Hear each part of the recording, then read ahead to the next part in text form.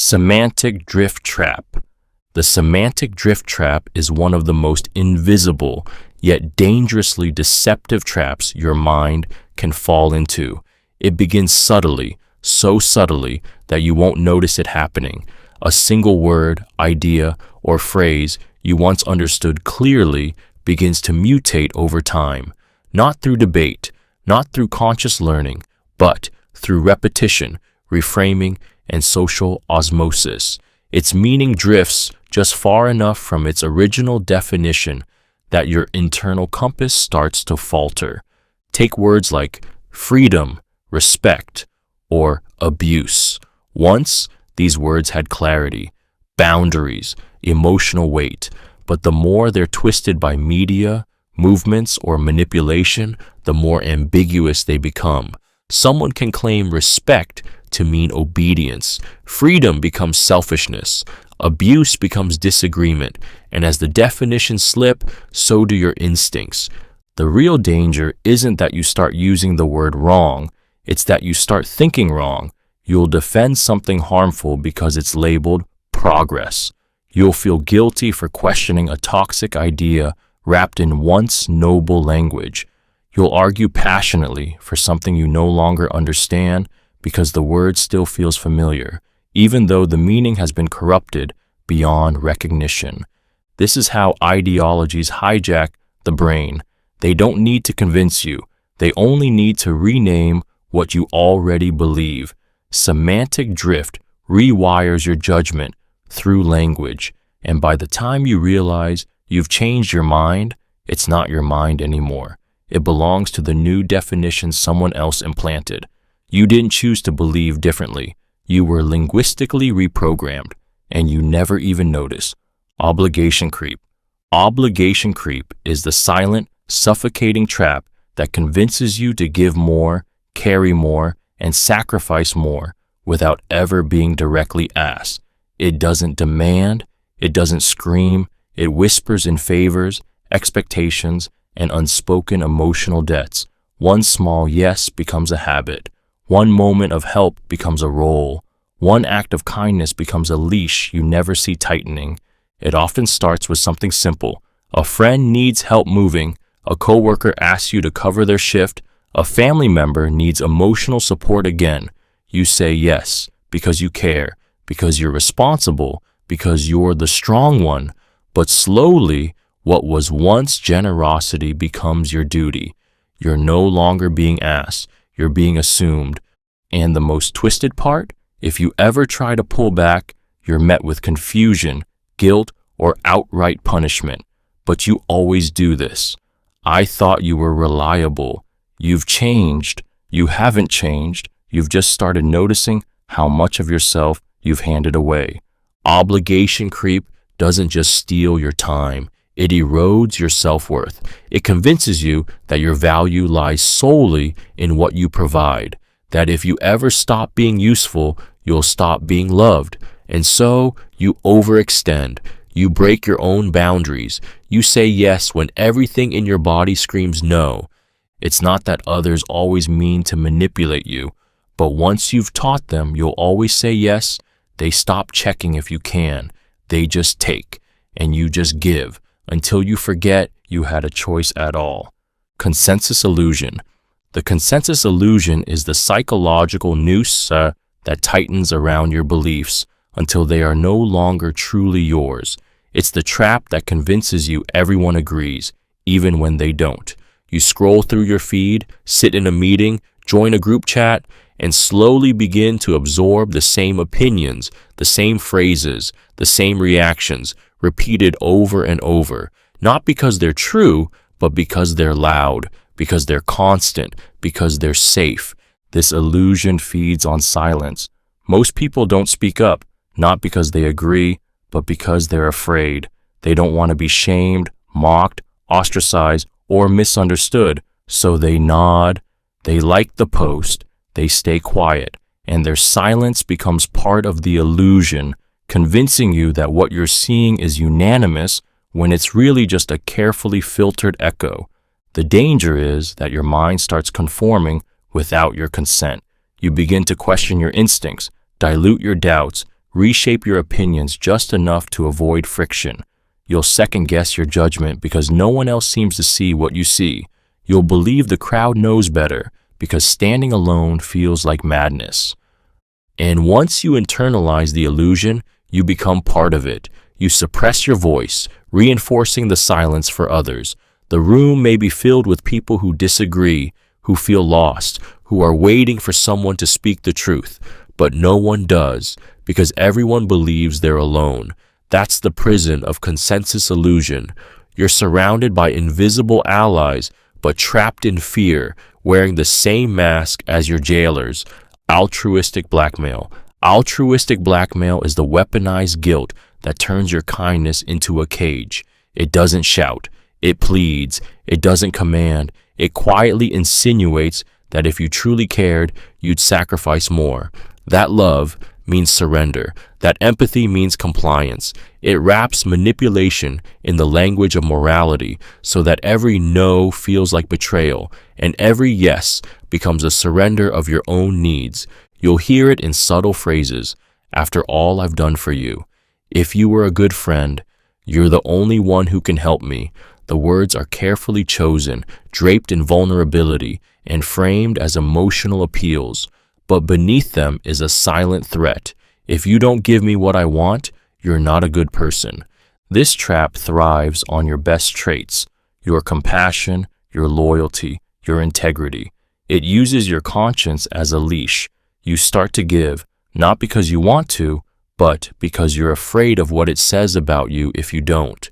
You become trapped in an invisible moral contract where someone else defines what kindness requires, and you're punished emotionally if you refuse. And the punishment is subtle but brutal. Coldness, withdrawal, guilt, reputation smearing. They never have to say, "You owe me." They just let your fear fill in the blanks. The cruelty of altruistic blackmail is that it corrupts love. It takes something sacred, your desire to care, and turns it against you. You think you're doing the right thing, but really you're being controlled. And the more you give, the more they demand, because they know you'll bleed before you'll say no. Kindness conditioning. Kindness conditioning is the quiet reprogramming of your boundaries through inconsistent affection. It doesn't come at you with threats. It comes with warmth, compliments, sudden moments of deep connection. It rewards you just enough to keep you hoping, and then, just as quickly, it withdraws, leaving you confused, craving, and desperately trying to earn that kindness back. You begin to associate their approval with your worth. Their smile becomes your compass. Their praise feels like oxygen. When they're kind, you feel safe, seen, even special. But when they turn cold, distant, or disappointed, you question everything about yourself. What did you do wrong? How can you fix it? How do you get the warmth back? This is no accident. The cycle is deliberate, even if they don't realize they're doing it. Like a slot machine, you're trained to chase the jackpot of affection. The inconsistency is the hook. If they were cruel all the time, you'd leave. If they were kind all the time, you'd feel secure. But by keeping you in suspense, by intermixing care with neglect, they keep you chasing. You'll start compromising your needs, your voice, your values, just to stay on their good side. You become addicted to their approval, willing to shrink, silence, or twist yourself into whatever shape they reward.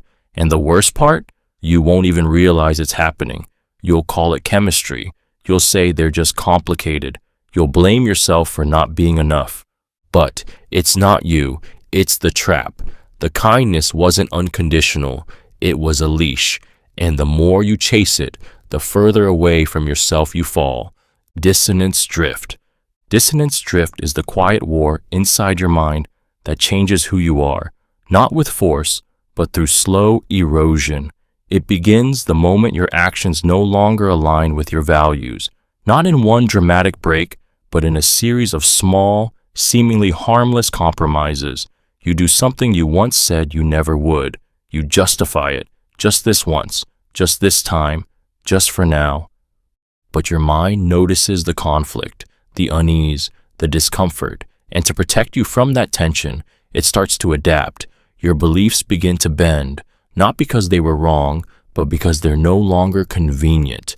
The mind hates contradiction, so rather than admit you betrayed yourself, it rewrites the story to make the betrayal feel right. And so begins the drift. 1 inch at a time, your values slide into new shapes, not because you chose to change, but because you couldn't bear to sit in the guilt.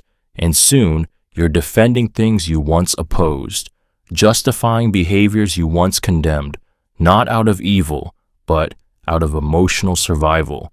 You wake up one day and feel disconnected from yourself, like a stranger is living behind your eyes, but you can't explain when it happened because it never really happened. It didn't come with a crash. It came with whispers, with tiny moments where you looked away from your own truth. That's the cruelty of Dissonance Drift. It doesn't break you. It quietly rewires you until one day your reflection doesn't look wrong at all, and that should terrify you most of all. Premise seeding. Premise seeding is the manipulation that doesn't attack your beliefs. It plants them, quietly, invisibly, long before you ever make a decision. It bypasses your defenses, not by challenging your logic, but by slipping a single idea into the soil of your mind and letting you water it. You don't question it because it never announces itself. It hides in casual conversation, in repeated phrases, in the background of stories, and by the time it blooms into a belief, it feels like it was yours all along. It starts small. Someone mentions a fact in passing. They frame a question to assume something is already true. They talk as if the core idea is settled. No debate, no evidence, no need for your input. Just the suggestion embedded in the setup. We all know he's unreliable, right? Given how selfish she is, obviously, success means working weekends. Your brain accepts these seeds because it's designed to trust context. If the premise is slipped in early enough, smoothly enough, the rest of your thoughts will build around it, like a rigged foundation beneath an entire house of logic. You'll defend ideas without realizing you never examine them. Premise seeding is how propaganda works, how cults recruit, how toxic relationships shape your self-worth. You're not convinced, you're conditioned. They don't argue with you. They build the walls and let you trap yourself inside them. By the time you start questioning the conclusion, it's too late. The premise feels obvious, familiar, safe, but it's not your thought. It was theirs from the beginning, and they never even had to ask. Misplaced identity load. Misplaced identity load is the psychological burden you carry when who you are gets tangled with what you do, and even worse, with what others expect you to be. It starts with innocent praise, with roles you've slipped into easily, the responsible one, the caregiver, the overachiever, the fixer. You become known for it, respected for it, depended on for it, and then, without noticing, you become it. You stop asking what you need, what you want, who you are beyond your function, because now stepping away from that role feels like vanishing, like failure, like betrayal. The world keeps handing you subtle messages. You're so strong. You always know what to do. You're the rock. And so you perform, even when it hurts, even when you're breaking. The tragedy is that the more you live through this identity, the less you're seen as a full human. People don't ask how you are. They assume, they expect, and when you falter, even slightly, you're punished, not with cruelty, but with disappointment, confusion, distance. They weren't loving you. They were loving the role you never asked to play. And deep down, you fear that if you stop being useful, you'll stop being loved. That if you let go of the mask, no one will recognize the person underneath. So, you keep carrying it, the misplaced identity load, wearing your worth like a uniform that can't be removed without losing everything. Until one day, your soul goes silent, not because it's weak, but because it's been buried alive under who you thought you had to be. Gratitude trap. The gratitude trap is the emotional snare that convinces you your freedom is selfish, that because someone once did something kind for you, you now owe them pieces of your time, your energy, your silence, sometimes even your identity. It cloaks itself in decency, in memory, in loyalty, but underneath, it's a system of quiet control where the currency is guilt and the debt is never fully paid. It starts with something real. A friend helped you through a hard time. A mentor gave you a chance. A parent sacrificed for your well-being. You were grateful, deeply, sincerely, and for a while that gratitude was pure, until it became expected, until your autonomy started to feel like betrayal, until your needs began to shrink under the weight of what you owe. Suddenly, you can't say no without guilt. You can't disagree without shame. You can't grow without feeling like a traitor. They may never say it outright, but every sigh, every guilt-laced reminder, every veiled comment is a thread that pulls you back. After all I've done for you, I was there when no one else was. You wouldn't even be here if it weren't for me. The gratitude trap twists the past into leverage. It takes a genuine act of kindness and weaponizes it against your future. And the more you try to step into your power, the louder the echoes of debt become. You don't want to seem ungrateful, so you stay small, quiet, obedient. But gratitude should never be a cage. It's meant to be given freely, not extracted. The moment it's used to control you, it's no longer gratitude. It's manipulation dressed in memory. Rescue cycle conditioning. Rescue cycle conditioning is the manipulative loop that keeps you trapped in chaos, not because you created it, but because you keep fixing it. It begins with someone who always seems to be in trouble. Their life is a storm, a crisis, a mess only you can calm. They lean on your empathy, your sense of responsibility, your need to help, and so you step in, you solve, you soothe, you save. But then it happens again, and again, and again.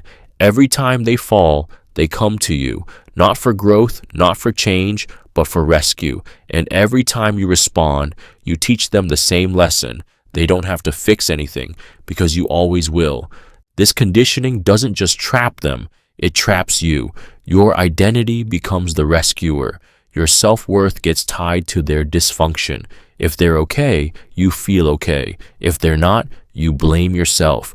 You exhaust your energy, your time, your boundaries, and still they spiral because they're not looking for healing. They're looking for dependence.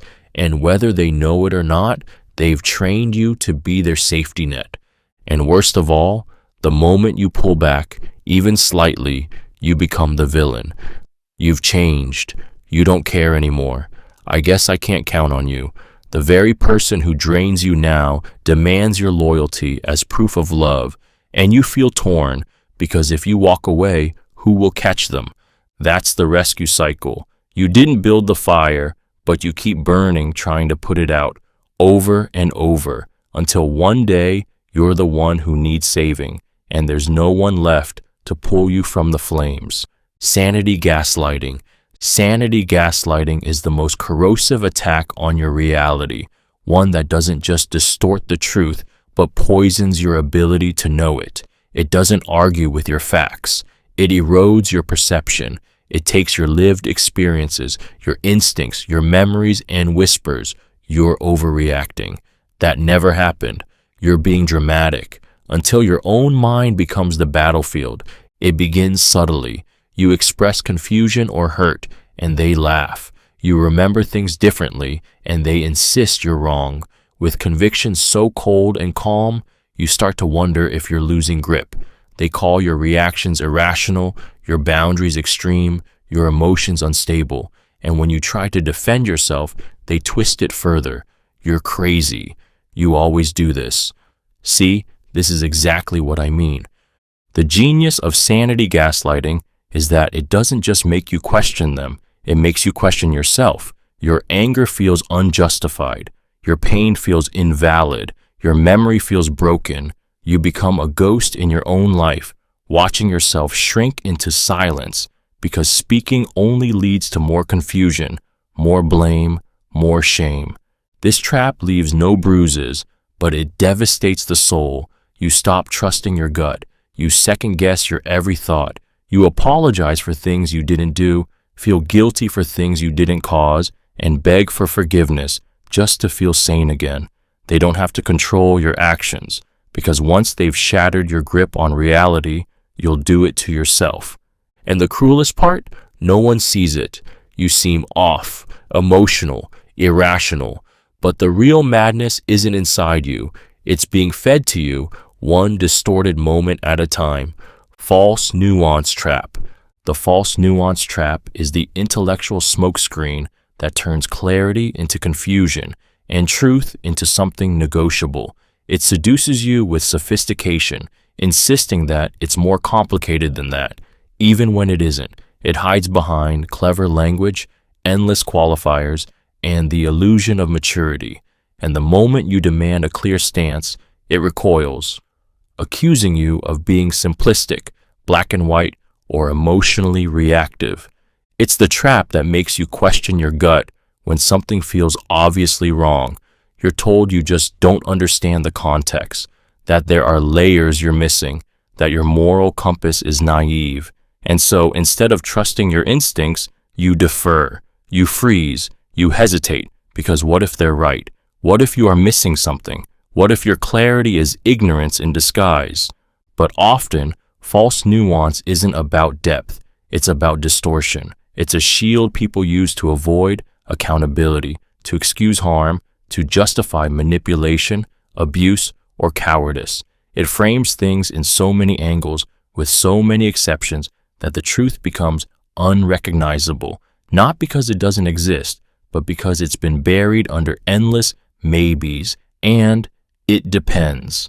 This trap is especially dangerous in intellectual spaces where sounding thoughtful is often valued more than being honest, where clarity is mocked as arrogance and moral decisiveness is mistaken for ego. And slowly, you start to self-censor, not out of fear, but out of confusion. You lose your voice in the fog of false nuance. And the worst part? You begin to believe that speaking plainly is wrong, that naming harm is immature, that truth somehow must always be gray, even when it bleeds red right in front of you. Reverse proof demand. Reverse proof demand is the intellectual trap that shifts the burden of truth onto you, not to prove what is, but to disprove what never was. It's a manipulation of logic so subtle that it feels like a fair question, but it isn't. It's a rigged game where the rules are invisible, the target keeps moving, and the accusation becomes reality simply because you can't make it vanish. It begins with a whisper. How do I know you're not lying? Can you prove you're not the bad guy? What if you're just pretending? The insinuation slips in, and suddenly you're on the defensive, scrambling to defend your character, your intentions, your very sanity.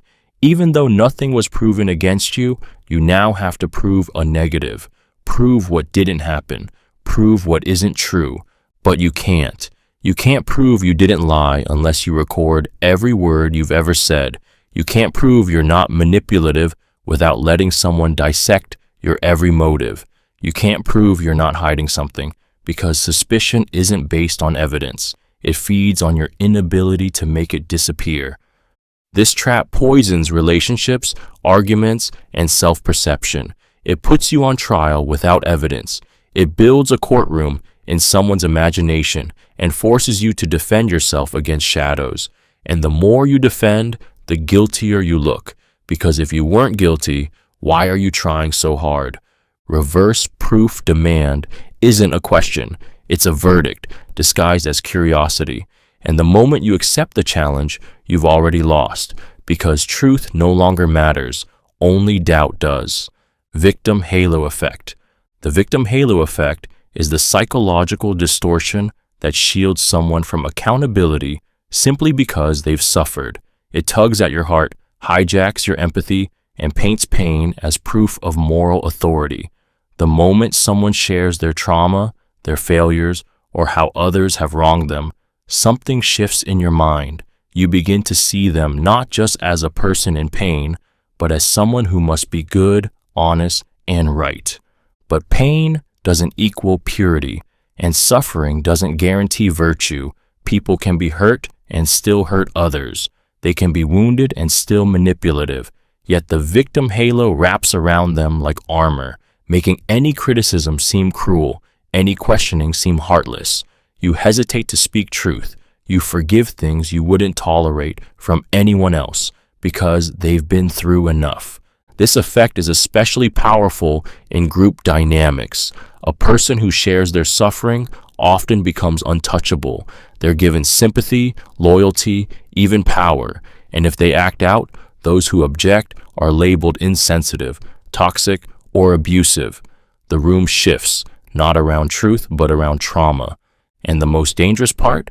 Some people learn to wield their victimhood. Consciously or not, they realize that suffering can silence others, that tears can override facts, that if they cry first, they win the argument. You want to be kind, you want to be fair, but when your compassion is weaponized against your judgment, you're not being loving, you're being controlled.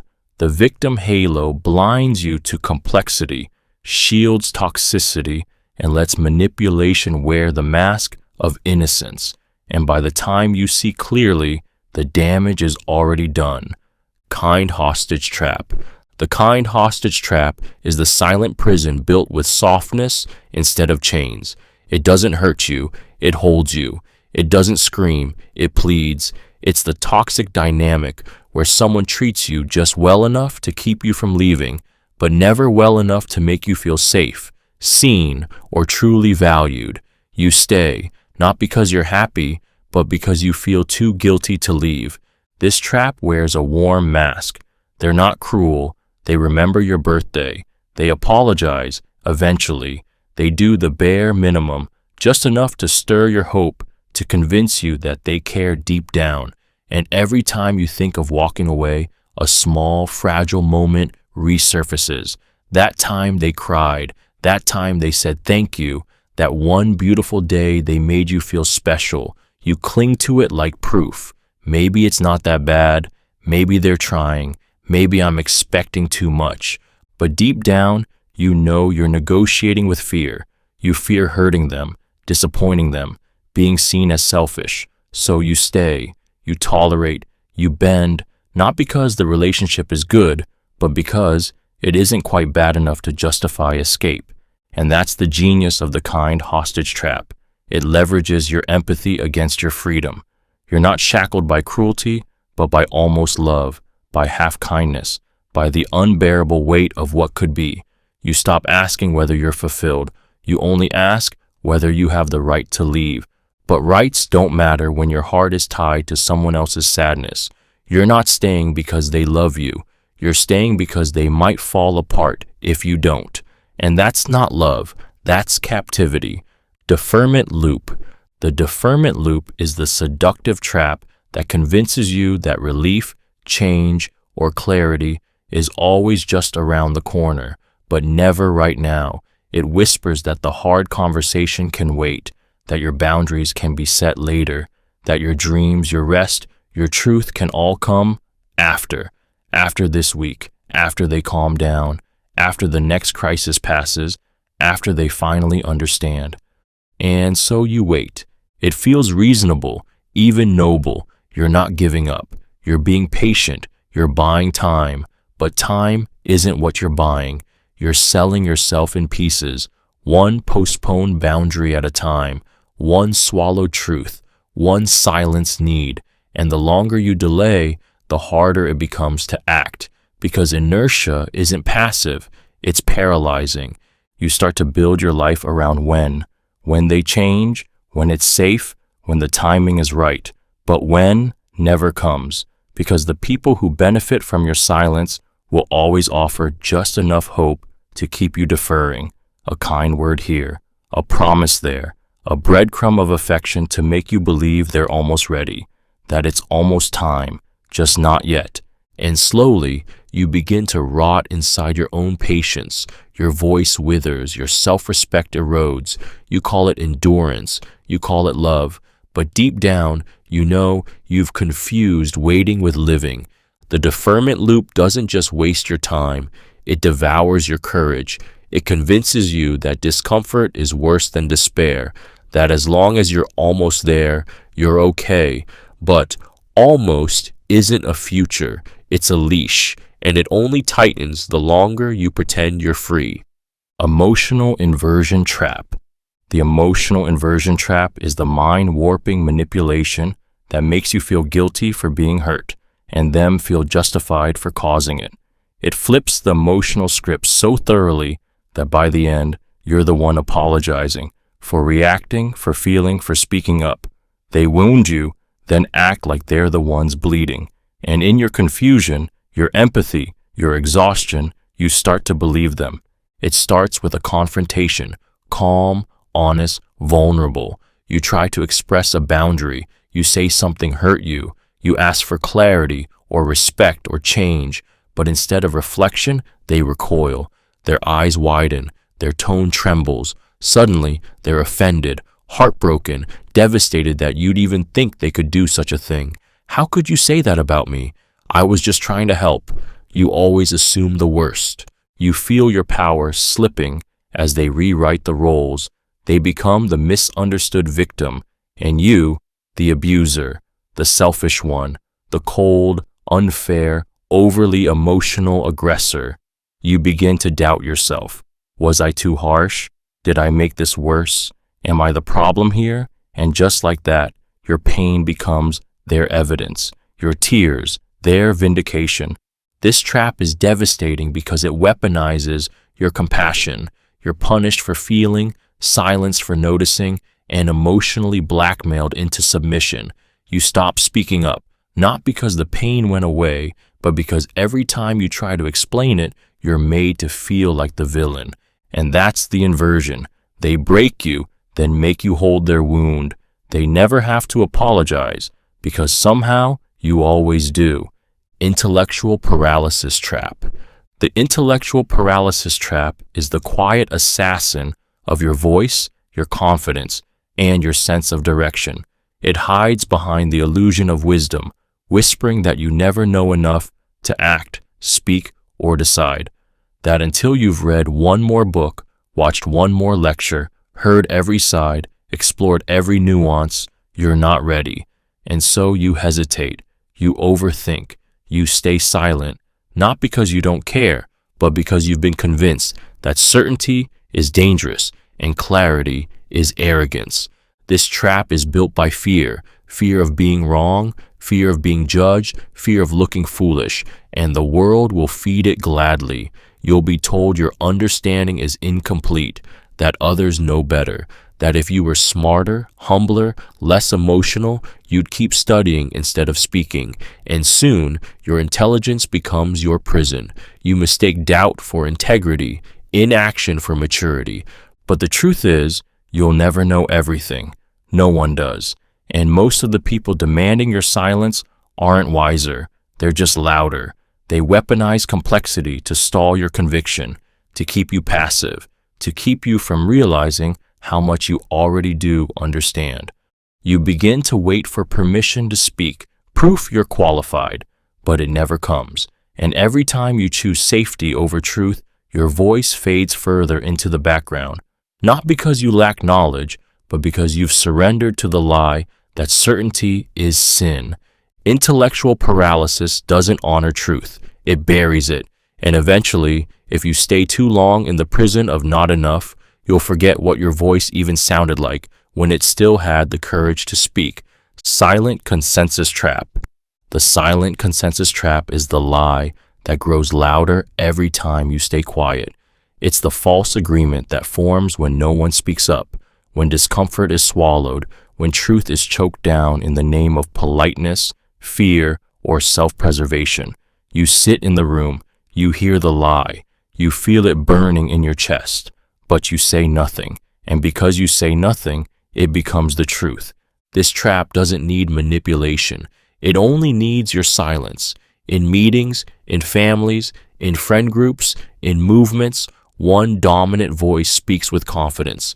Others nod. Some wince, some look away, but no one objects. And that moment, that unbearable pause where truth could live, passes. The lie stands uncontested, and now it doesn't just belong to them, it belongs to everyone. The mind rationalizes it. It's not worth the fight. Someone else will say something. I'll talk to them privately later. But the silence is not neutral. It's an agreement made in fear, and everyone else hears it as proof. No one pushed back. So it must be fine. Maybe I was wrong to doubt it. The longer the silence lasts, the deeper the illusion of consensus roots itself. And when someone finally dares to speak, it's not received as courage. It's received as disruption, as disloyalty, because by then, the silence has become the group's identity. The trap isn't just that lies go unchallenged. It's that silence becomes the new standard, and once everyone adjusts to the quiet, the truth sounds like noise, like danger, like betrayal. So you stay quiet, again, and the lie grows stronger in the hush you helped build. Binary trap. The binary trap is the mental cage that convinces you there are only two sides, right or wrong, good or evil, with us or against us. It preys on your need for certainty in a chaotic world, offering the illusion of clarity through division. It tells you that picking a side is morality, that neutrality is cowardice, that asking questions is betrayal, and so you choose, you declare, you defend, not because you fully believe, but because you fear what silence or nuance might cost you. This trap thrives in moments of tension, social upheaval, political debate, emotional conflict, when everything feels unstable and your identity is on the line. The world demands a stance. Friends ask where you stand, strangers watch, and suddenly you're forced to package your complexity into a slogan, your doubts into certainty, your discomfort into allegiance. But life is rarely that clean. People can be both broken and beautiful. Systems can be flawed and still hold truth. You can love someone deeply and still hold them accountable. Yet the binary trap gives you no space for that. It punishes complexity. It starves dialogue, and it convinces you that hesitation is weakness. Once you've chosen a side, the trap tightens. You stop listening. You filter facts. You defend your team even when it hurts you, because now it's not just a belief, it's your identity. And if that crumbles, who are you? The binary trap doesn't offer clarity. It offers control. It doesn't create unity. It creates war. And in its grip, you stop seeking truth, not because you don't want it, but because you're too afraid to be seen standing alone. Selective Reciprocity Trap. The selective reciprocity trap is the calculated generosity that only flows when it benefits them and vanishes the moment you need it back. It disguises itself as kindness, as support, as friendship, but it's transactional, not mutual. It teaches you that giving is noble, while subtly punishing you whenever you expect the same in return. At first, it feels like connection. They offer help, favors, time, sometimes even deep emotional presence.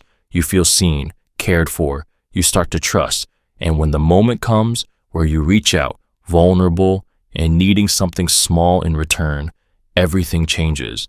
They're suddenly busy, distant, disappointed that you'd even ask. You're left feeling selfish for wanting what they once gave so freely. They don't say no outright. Instead, they make you feel burdensome. I'm just going through so much right now. Wow, I didn't expect that from you. You know I'd help if I could. Their refusal is dressed in softness, but it slices just the same.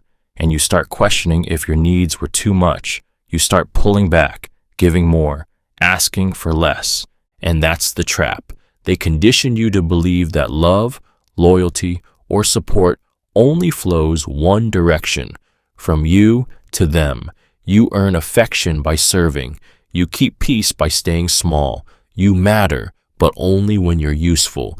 Selective reciprocity teaches you to equate selflessness with survival, to give endlessly without keeping score, while they keep every receipt. And if you ever stop giving, they'll call you ungrateful. But the truth is, they were never giving to you. They were investing in their leverage. Perpetual preparation trap. The perpetual preparation trap is the comfortable prison disguised as ambition. It convinces you that you're being productive, organizing, researching, perfecting, planning, when in truth, you're running in circles. You tell yourself you're almost ready. Just one more book, one more draft, one more week. But readiness becomes a mirage. Always close, never reached. This trap seduces you with the promise of safety. As long as you're preparing, you don't have to risk failure. You don't have to hear silence after you speak. You don't have to face rejection, critique, or regret, because action makes things real. And reality is terrifying when you've built your worth on the illusion of future greatness. The world encourages this loop, praising your potential, your effort, your work in progress. You become addicted to the feeling of almost achieving, because almost means you can still be perfect, in theory. But while you sharpen your tools, the moment passes, the opportunity closes, the idea rots in the cage of your overthinking. Worse, you begin to confuse effort with courage. You start to believe that obsessing is the same as doing. But deep down, you know the truth. You're stalling, you're afraid. And instead of confronting that fear, you cover it with productivity theater. Eventually, you start mourning the life you haven't lived, the art you never made, the words you never said, the risk you never took. And the cruelest part? You weren't lazy. You were always busy, just never brave. The perpetual preparation trap doesn't steal your dreams. It convinces you to delay them into non-existence while calling it discipline. Herd camouflage trap. The herd camouflage trap is the quiet betrayal of your truth for the comfort of blending in. It's the instinct to hide your thoughts behind the safety of the crowd, to dull your voice until it sounds just like everyone else's. Not because you believe what they believe, but because standing out feels like stepping into fire. You fear exile more than you crave authenticity, so you conform, you nod, you mimic, you disappear. It starts in small moments. You laugh at the joke that makes you uncomfortable. You stay silent when someone crosses a line. You agree with a popular opinion you don't fully buy into, just to avoid that sick, sinking feeling of being the one who disrupts the mood. And every time you do, you vanish a little more. You become harder to find in your own reflection. The most dangerous part is that no one forces you to do it. You erase yourself voluntarily, not out of weakness, but out of fear of judgment, of isolation, of becoming the target. So you adjust your colors, your tone, your language. You think you're being smart, strategic, but really you're shrinking. And the crowd, it rewards you with inclusion, with belonging, with relief, but not with respect, because the herd doesn't love individuals. It devours them. It loves uniformity, predictability, submission. And once you camouflage too well, they forget who you were to begin with. Eventually, so do you. The herd camouflage trap doesn't kill you quickly. It just convinces you that safety is worth your soul, that silence is wisdom, that invisibility is peace, and that truth is only dangerous if you dare to speak it. Signal compliance trap. The signal compliance trap is the modern leash, wrapped in the velvet ribbon of belonging. It doesn't demand true belief. It only asks that you appear to agree, that you share the post, wear the ribbon, echo the slogan, nod at the right time, and smile at the right faces. Whether or not you mean it doesn't matter. What matters is that you signal alignment, that you prove over and over that you're safe, that you're loyal, that you're one of them. It starts subtly. You adopt the tone everyone else uses. You edit your opinions before speaking. You share what's popular, not because you believe it, but because you're afraid not to. And slowly, your silence isn't enough. You're expected to participate, not thinking, just performing. You become fluent in the language of forced agreement. The trap tightens with every small concession. You post what they expect. You avoid questions that might cause tension. You censor your truth in the name of peace. But peace built on performance is not peace. It's quiet compliance. You tell yourself it's harmless, just for now, just to keep things smooth, but every false nod chips away at your authenticity until you forget what your real voice even sounds like. And if you ever stop signaling, if you hesitate, question, or step off script, you're punished, not always harshly, sometimes with silence, sometimes with a look, sometimes with exile. Because in the world of signal compliance, the greatest sin is not thinking differently, it's showing it, and so you shrink. Not because you agree, but because you're afraid to be seen not agreeing. That's not unity, that's fear dressed as solidarity. Hyper-responsibility trap. The hyper-responsibility trap is the suffocating belief that everything is your fault, even when it clearly isn't. It's not accountability, it's internalized guilt weaponized against your peace. You become the fixer, the rescuer, the emotional sponge. If someone's angry, you must have triggered it. If they fail, you didn't support them enough. If they're hurt, it's because you weren't careful. You carry the world like it's your duty to hold everyone else together, even as you're falling apart. This trap is forged early. Maybe you were the peacemaker in a chaotic home. Maybe love felt conditional, earned only through perfection. Maybe you learned that mistakes weren't forgiven, only punished. And now you live on edge, scanning for problems before they erupt, over-apologizing, over-explaining, over-functioning in every space you enter. You'll exhaust yourself trying to anticipate needs before they're voiced. You'll absorb blame before it's spoken. You'll shrink your emotions to make room for someone else's chaos. And no one stops you because it's convenient. They'll let you carry the weight as long as you keep smiling under it. But deep down, you're burning. Your resentment grows quietly. Your identity warps. You don't know who you are without the pressure. You measure your worth by how useful, how available, how selfless you are, until one day you snap. Or worse, you go numb. The hyper-responsibility trap doesn't just steal your joy. It convinces you that joy is something you haven't earned yet. That rest is for people who aren't holding the world together. And so you never stop, never breathe, never ask, what if none of this was mine to carry? Delegated morality trap. The delegated morality trap is the quiet surrender of your conscience to someone louder, stronger, or more certain. It happens when you hand over the keys to your ethical compass, not because you trust them completely, but because thinking for yourself has become too heavy, too risky, too exhausting. So you defer, you follow, you obey, you let someone else decide what's right, what's wrong, and who deserves compassion or punishment. It often starts with admiration, a teacher, a parent, a spiritual leader, a movement, a group. They seem so sure, so convicted, so righteous, and your doubts feel messy compared to their clarity. You don't want to be the one who questions, so you adopt their outrage, their rules, their worldview. You stop asking why and start asking who to blame. But every time you follow without questioning, a piece of you goes quiet. Your internal sense of rightness becomes dull. You feel the discomfort when something feels off, when your gut clenches, when someone's being hurt, but you look away, because if the people you follow say it's okay, then maybe it is. And soon, you're doing things you never imagined, saying things that echo someone else's voice. And if anyone asks you why, you don't have an answer, just borrowed beliefs, just someone else's certainty.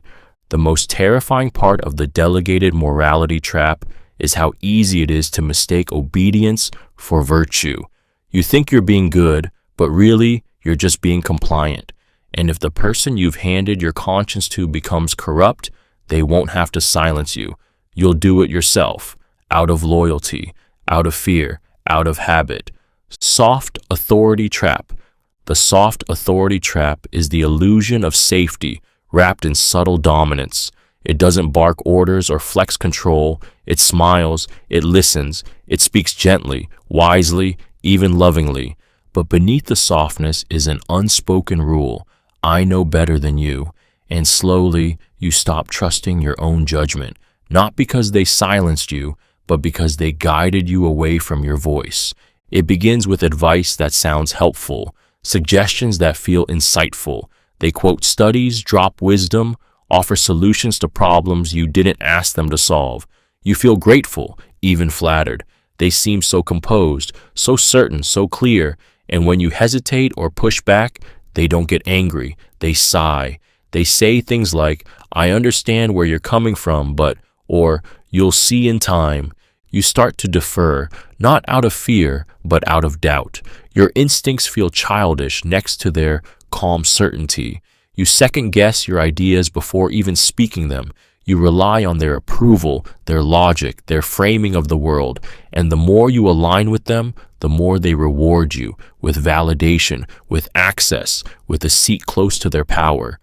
But when you drift, when you say no, you'll feel the shift, not punishment, but distance, disappointment, a coldness that stings more than rage ever could.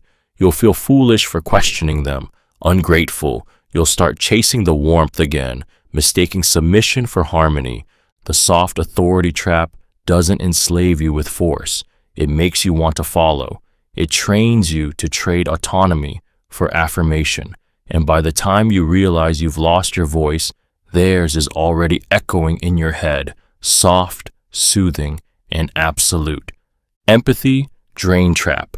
The empathy drain trap is the slow, invisible bleeding of your emotional strength under the weight of everyone else's pain.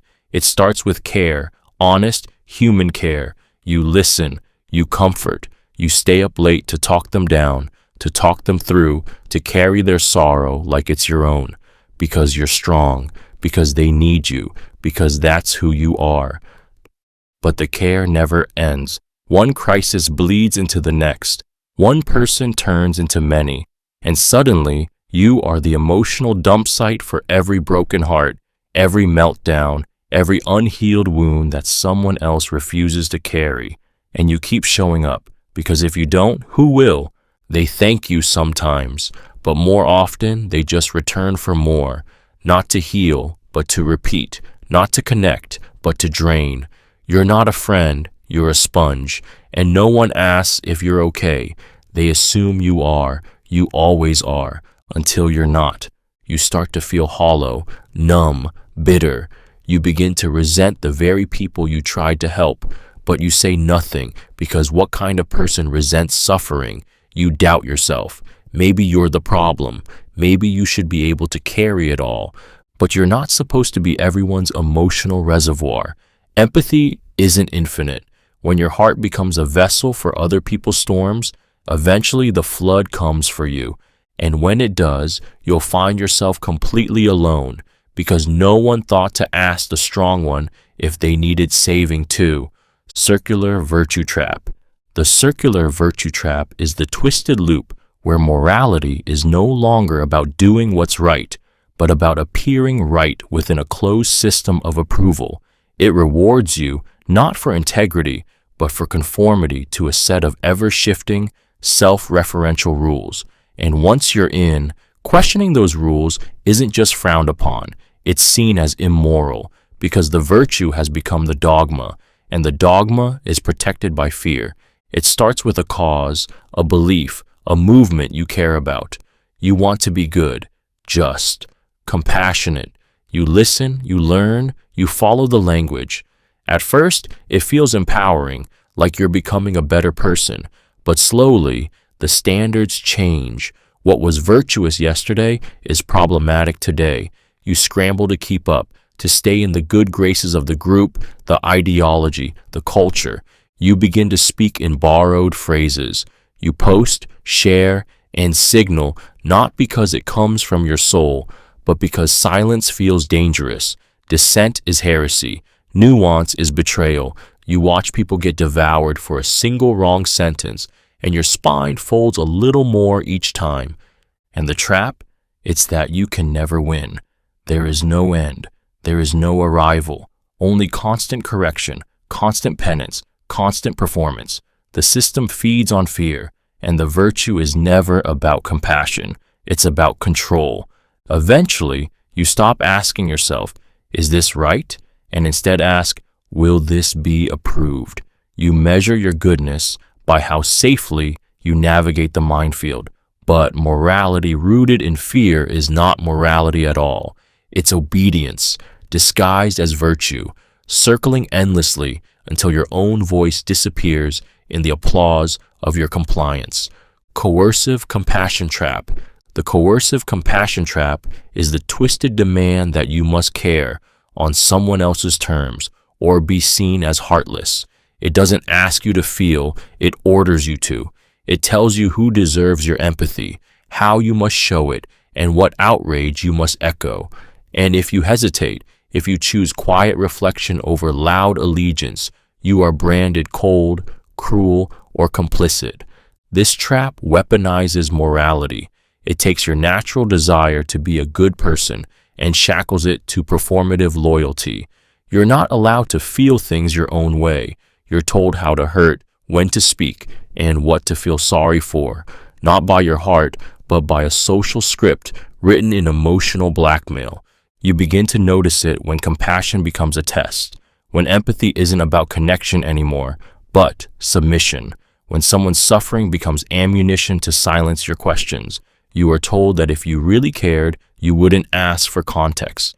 If you really had a heart, you'd be louder, angrier, more obedient. So you shrink your truth. You perform grief you don't feel. You condemn people you've never met, not because it feels right, but because silence has become more dangerous than dishonesty. You fear exile more than contradiction. And slowly, compassion turns into coercion. You're no longer moved by love, but driven by fear. That isn't empathy, that's control. And the more you obey it, the further you drift from your own moral center until you can't tell the difference between your conscience and someone else's agenda. Familiarity trust trap. The familiarity trust trap is the dangerous illusion that proximity equals safety, that because someone has been in your life for a long time, or knows your story, or has shared space with you through the years, they must have your best interests at heart. But closeness isn't care, and history isn't proof of loyalty. Sometimes the most harmful people are the ones who've stood beside you the longest. This trap doesn't appear all at once. It creeps in through nostalgia, shared memories, inside jokes, the comfort of routine. You've known them for years. They've seen your highs, your lows. Maybe they were there when no one else was. So when the red flags appear, passive aggression, manipulation, disrespect, you hesitate, you minimize. They didn't mean it. They've just been stressed. That's just how they are. You keep forgiving, not because they've changed, but because walking away feels like erasing a part of yourself. They're woven into your identity, into your timeline, and the idea that they could hurt you, really hurt you, feels like betrayal against your own past. But the truth is brutal. Familiarity creates blind spots. You stop evaluating their actions in the present because you're loyal to the version of them that once made you feel safe, and they know it. Whether consciously or not, they use your history as a shield against accountability, against distance, against truth. The familiarity trust trap keeps you tethered not by chains, but by memories. And sometimes the most dangerous people aren't strangers who deceive you. They're the ones who've watched you break and still expect you to smile because they've always been there, even when they shouldn't have been. Enlightenment Gatekeeping. Enlightenment gatekeeping is the spiritual or intellectual trap that tells you awakening is only possible if you follow their path, their language, their system. It seduces you with mystery, with depth, with the promise of higher truth, but only if you obey the unspoken rules, only if you submit to the teacher, the group, the method. Your questions aren't met with answers. They're met with shame, with subtle condescension. You're not ready. You just don't understand yet. And so, you doubt yourself. You feel foolish for not knowing the right terms, the right rituals, the right enlightened way to speak. They talk in circles, layered metaphors, complex doctrines, emotional riddles. You begin to nod not because you get it, but because you're too afraid to say you don't. And when you struggle, the blame never lies in their ambiguity. It's you. You're not healed enough, not conscious enough, not worthy enough. The trap feeds on your longing for clarity, for growth, for transcendence. It whispers that freedom exists, but you must first prove your humility, that truth is accessible, but only through them. And when you feel resistance or confusion, it's framed as ego, as blockage, as your fault. This is how control wears the robe of wisdom. You're told to trust the process, even when it hurts, to stay silent when doubts burn inside you, because questioning isn't curiosity, it's rebellion. And rebellion means you're not evolved. But what they call enlightenment is often a hierarchy, a performance, a closed circle disguised as truth. And by the time you realize it, you've traded your inner knowing for someone else's illusion of depth and called it awakening. Minimization loop. The minimization loop is the insidious cycle where you downplay harm to survive it. It's the quiet whisper in your mind that says, it's not that bad. They didn't mean it. Other people have it worse. You convince yourself to stay, to endure, to silence your pain, not because it doesn't exist, but because admitting its full weight would force you to face what you're afraid to do next. It starts when something hurts, an insult disguised as a joke, a boundary crossed, a betrayal dismissed. You feel the sting, but instead of naming it, you soften it. You rationalize, you search for the least painful version of the truth, because if you called it what it really is, abuse, neglect, manipulation, you'd have to act, you'd have to speak, to leave, to change your world, and that terrifies you more than the pain itself. So you stay quiet, you adjust, you normalize the abnormal. The loop tightens. Every time it happens again, it feels more familiar, less shocking. You learn to flinch inward, to smile through wounds, to numb instead of confront. And slowly, the voice in your head that once said, "This isn't okay," is drowned out by the one saying, "You're being too sensitive." But the damage accumulates. Your body feels it, even if your mind won't admit it. Anxiety, fatigue, resentment. The loop doesn't end until something breaks. Your health, your spirit, your trust in yourself. The minimization loop doesn't protect you. It paralyzes you. It traps you in a version of reality small enough to survive in, but too warped to ever feel alive in. And it starts with one lie. It could be worse. Situational loyalty trap. The situational loyalty trap is the emotional snare that binds your loyalty to shifting circumstances, not shared values. It demands that you stay silent, stay close, stay loyal, not because something is right, but because you were there when it began, because you have history, because they need you, because walking away now would feel like betrayal, even if staying feels like self-betrayal. You feel it when someone says, "After everything we've been through," or "You owe me that much." Suddenly, your sense of obligation isn't anchored to truth. It's anchored to the past, to shared struggle, to a version of the relationship that no longer exists. And even when your instincts scream that something is off, you stay. Because how could you leave now? This trap confuses endurance with integrity. It makes you believe that disloyalty to them means disloyalty to who you were when you loved them. You tell yourself they'll change, that it's just a rough patch, that you're being faithful. But faithfulness to what? The person you once knew, the hope you once had, the version of yourself who believed. And the more you stay, the deeper it cuts. Because when loyalty is based on circumstance instead of principle, it becomes a leash, a quiet surrender, a weight you carry not because you believe, but because you're afraid of what it means to stop.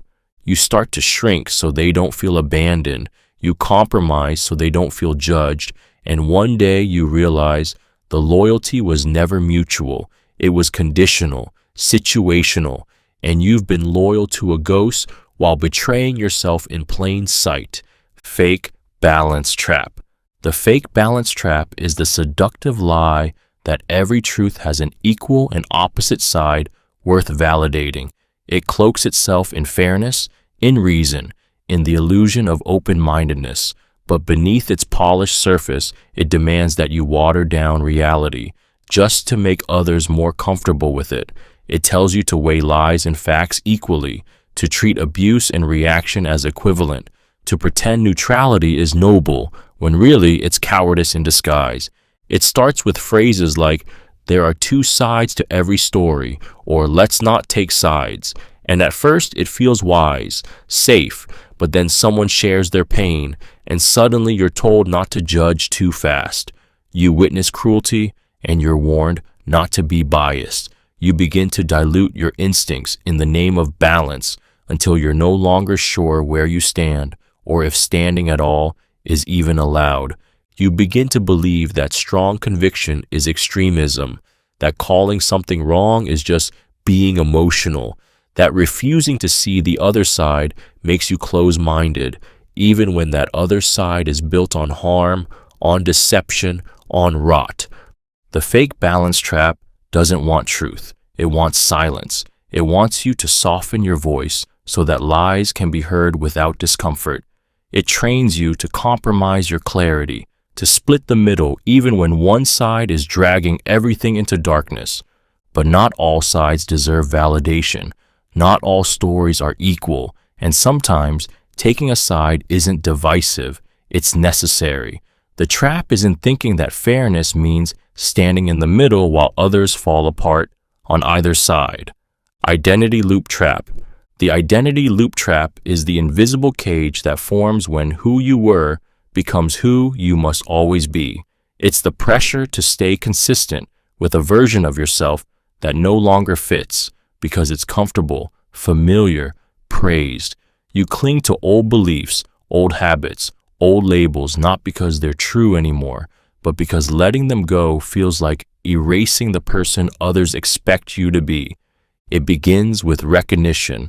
Maybe you were the reliable one, the funny one, the overachiever, the rebel. People admired you for it, rewarded you for it, so you kept showing up that way, even when it began to hurt, even when your insides outgrew the image, because changing felt dangerous, like betrayal, like breaking a silent contract you never signed but somehow agreed to every day, and the world won't let you forget. They reflect your old identity back to you every time you try to shift. That's not like you. You've changed. You used to be so. Their discomfort becomes your shame. So you freeze, you perform, you pretend, you silence the new truths rising in your chest because the old ones were easier to love. The identity loop trap convinces you that authenticity is disloyalty, that you owe it to others and yourself to remain static. But growth threatens control. Evolution threatens comfort. So you're applauded for staying the same, even when it's killing you quietly. And the worst part, you'll call it stability, call it responsibility. But deep down, you'll know you're not who you used to be. You're just afraid to stop being them. Dignity withholding trap. The dignity withholding trap is the cold, calculated form of control where someone doesn't need to yell, insult, or harm you directly. They simply withhold the basic acknowledgement of your worth. They deny you respect in quiet, strategic ways. They don't scream at you. They don't hit you. They just ignore your victories, undermine your emotions, talk over your voice, dismiss your truth, and over time, that silent erosion feels like you're disappearing from the inside out. It doesn't look like abuse at first. That's what makes it so effective. It's the eye roll when you speak, the long pause before they acknowledge you, the way they exclude you from decisions, from credit, from care. They act as if your presence is optional, as if your pain is exaggerated, as if your opinions are interruptions rather than contributions. At first, you try harder, you explain more, you overperform, you become desperate for crumbs of validation that never come, because deep down, you believe if you can just prove your worth, they'll finally see it. but they won't, because the trap only works if you keep chasing what they withhold. And the worst part, when you finally bring it up, they act confused. What are you talking about? You're too sensitive. I treat everyone the same. They turn your hunger for dignity into a flaw. They make you feel needy for wanting what every human deserves by default, to be seen, heard, and respected. The dignity withholding trap doesn't wound you with cruelty. It starves you with indifference. And that slow, invisible suffocation is how it keeps you quiet, small, and craving approval that should have been yours all along. Image ownership trap. The image ownership trap is the suffocating illusion that your identity no longer belongs to you. It belongs to everyone else's expectations. It's the moment your name, your face, your presence becomes a performance, a brand, a projection for others to interpret, control, and demand. You don't live, you manage. You don't express, you curate. And every time you try to show a new part of yourself, someone reminds you that's not who you are. It starts when people label you, the good one, the strong one, the smart one, the rebel, the healer, the funny one. At first, it feels flattering, affirming, but slowly it hardens into a role, one you're expected to play flawlessly. If you break character, even for a moment, people pull you back with confusion, criticism, or mockery. That's not like you. You're being fake. You used to be different. So you shrink your complexity. You hide your evolving parts. You second-guess your joy, your sadness, your desires, because you're afraid they'll break the script. And the world doesn't want you to break the script. The world wants you to stay marketable, predictable, easy to define. The image becomes more real than you are. You start to betray yourself in micro moments. You post what's expected, say what's safe. You smile when you want to scream. You nod when your soul is aching, all to protect a version of you that people recognize, even if it's not real anymore. The image ownership trap doesn't just silence you, it steals your evolution. It convinces you that authenticity is a threat, that to be loved, you must stay edited, cropped, controlled, until one day you look in the mirror and wonder whose reflection you're still trying to protect. Underdog bias trap. The underdog bias trap is the emotional reflex that makes you side with the one who appears weaker, no matter the truth. It disguises itself as compassion, fairness, even justice. But at its core, it's a distortion of empathy, one that can blind you to accountability, integrity, and harm. You see someone struggling, attacked, dismissed, and without even realizing it, you crown them innocent, not because they are, but because they look like they've lost. It starts with a story. A person cries louder, bleeds harder, or stands alone. Your instincts kick in. You feel the urge to protect, to comfort, to defend. And that instinct can be beautiful until it's manipulated, until the person you're defending is the one who caused the damage, until the victim mask is being worn by the aggressor. This trap is especially dangerous in relationships and social conflict. The one who plays small, who weeps first, who tells the more vulnerable version of events often controls the narrative.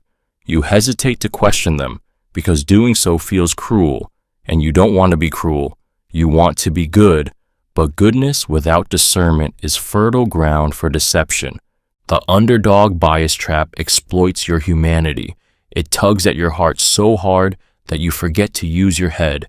You start excusing manipulation, enabling abuse, rewriting reality, because the idea of siding with the stronger party feels morally wrong, even if they were the one truly wronged.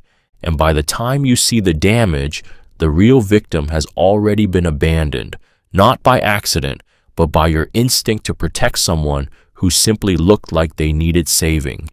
Demand withdrawal trap. The demand withdrawal trap is the manipulative pattern where someone stops asking for what they want, but still expects it, and punishes you silently when you don't deliver. It's not open conflict. It's emotional sabotage disguised as maturity. They say, "It's fine. I won't bother you. Forget it." But they don't mean it. What they want hasn't gone away. They've just shifted the weight of guilt onto you without saying a word. It begins when you say no, set a boundary, disappoint them intentionally or not. At first, they push, they hint, they ask. But when you resist, they retreat, not with grace, but with loaded silence. They withdraw affection, become cold, detached. They don't explain. They make you guess. You start scanning every interaction, looking for what you missed, what you didn't do, why the air feels heavier. You apologize, even if you're not sure what for. You overcompensate, trying to make it up to them. And slowly, the dynamic reverses. You're no longer responding to what they say. You're responding to what they withhold. Their disappointment becomes your leash. Their silence becomes your punishment. Their needs are never stated, only assumed and always looming. And that's the trap. You start meeting invisible demands just to avoid emotional landmines. You change your behavior not because you want to, but because you're terrified of the cold that follows when you don't. You're not in a relationship. You're in a performance, scripted by expectations, never spoken, yet always enforced. The demand hasn't gone. It's just hiding in the silence, waiting to see how far you'll go to fix what they never had the courage to say. Reputation Fragility Trap. The reputation fragility trap is the invisible leash that makes you betray yourself to protect how others see you. It's the fear that one mistake, one misstep, one misunderstood moment will shatter the identity you've worked so hard to build. You stop living authentically, not because you're dishonest, but because the weight of expectation has become too heavy to move beneath. It starts when people begin to admire you, respect you, call you strong, kind, loyal, wise, and it feels good until it doesn't, until you realize you've become more image than person, that the room loves who you appear to be, not who you actually are when no one's watching. And so you begin to censor, to polish, to manage every word, every choice, every emotion through the filter of what will keep you beloved. You don't say you're tired, you don't say you're angry, you don't speak when you're unsure or break when you're hurting. You keep the mask in place, and people applaud you for it. They say you're unshakable. They say you're always so composed, and each compliment digs the hole deeper because now being real feels like failure. But inside, you're unraveling. You feel trapped in the very image that once empowered you. You're afraid to be messy, afraid to disappoint, afraid to be seen as less than ideal, and that fear becomes a prison. The reputation fragility trap doesn't ask you to lie. It just makes honesty feel too risky. So you perform and perform until one day, even you forget who's under the costume. All that's left is applause and a silence you're too scared to break. Progress Justification Trap. The progress justification trap is the mental prison that convinces you to stay in something broken just because you've already invested so much. It's the voice in your head that whispers, "You've come too far to quit now. You've worked too hard to walk away. You've already sacrificed so much. Don't make it all meaningless." But what you're clinging to isn't growth. It's the wreckage of time, effort, and energy you're too afraid to admit was wasted. It starts innocently. You put in effort. You stay patient. You push through difficulty because that's what strong people do. You want to believe it will pay off, that love will return, that the job will improve, that you will change enough to make it worth it. And every step deeper locks you tighter. You justify the struggle by calling it commitment. You call the pain a phase. You convince yourself it's just part of the journey. But the truth is brutal. Not all progress leads somewhere good. Not every path deserves to be finished. And sometimes the cost of continuing is far greater than the pain of walking away. But you won't see it because your mind won't let go of the sunk cost. You think if you quit now, you failed. You think if you admit it's wrong, You were wrong all along. So you stay, not because it's right, but because you're terrified that leaving would make the suffering meaningless. The irony, staying often is what makes it meaningless, because the deeper you go, the more you lose, not just time, but yourself. And the price of justifying bad progress is usually the person you used to be before you called misery a milestone. Precedent Trap. The Precedent Trap is the unforgiving cage that locks you into yesterday's decisions long after they stop serving you. It's the voice in your head that says, "You've already started, you've already invested, you can't stop now." It tricks you into mistaking consistency for integrity, even when that consistency is costing you your time, your energy, your peace, or your future. It often begins with a choice that felt right at the time, a relationship, a job, a commitment. You stepped in with hope, you gave your word, and when it started to crack, you didn't walk away. You told yourself to push through because of everything you've already put into it, because backing out would make it look like you gave up, like you failed. And so you stay. You keep showing up. You keep explaining it to yourself, to others, to your reflection. You say things like, "I've come this far. I can't waste all that time." But that time is already gone. And every day you cling to a dying path, you lose even more of yourself trying to justify the version of you that said yes long ago. The Precedent Trap feeds on guilt, pride, and fear.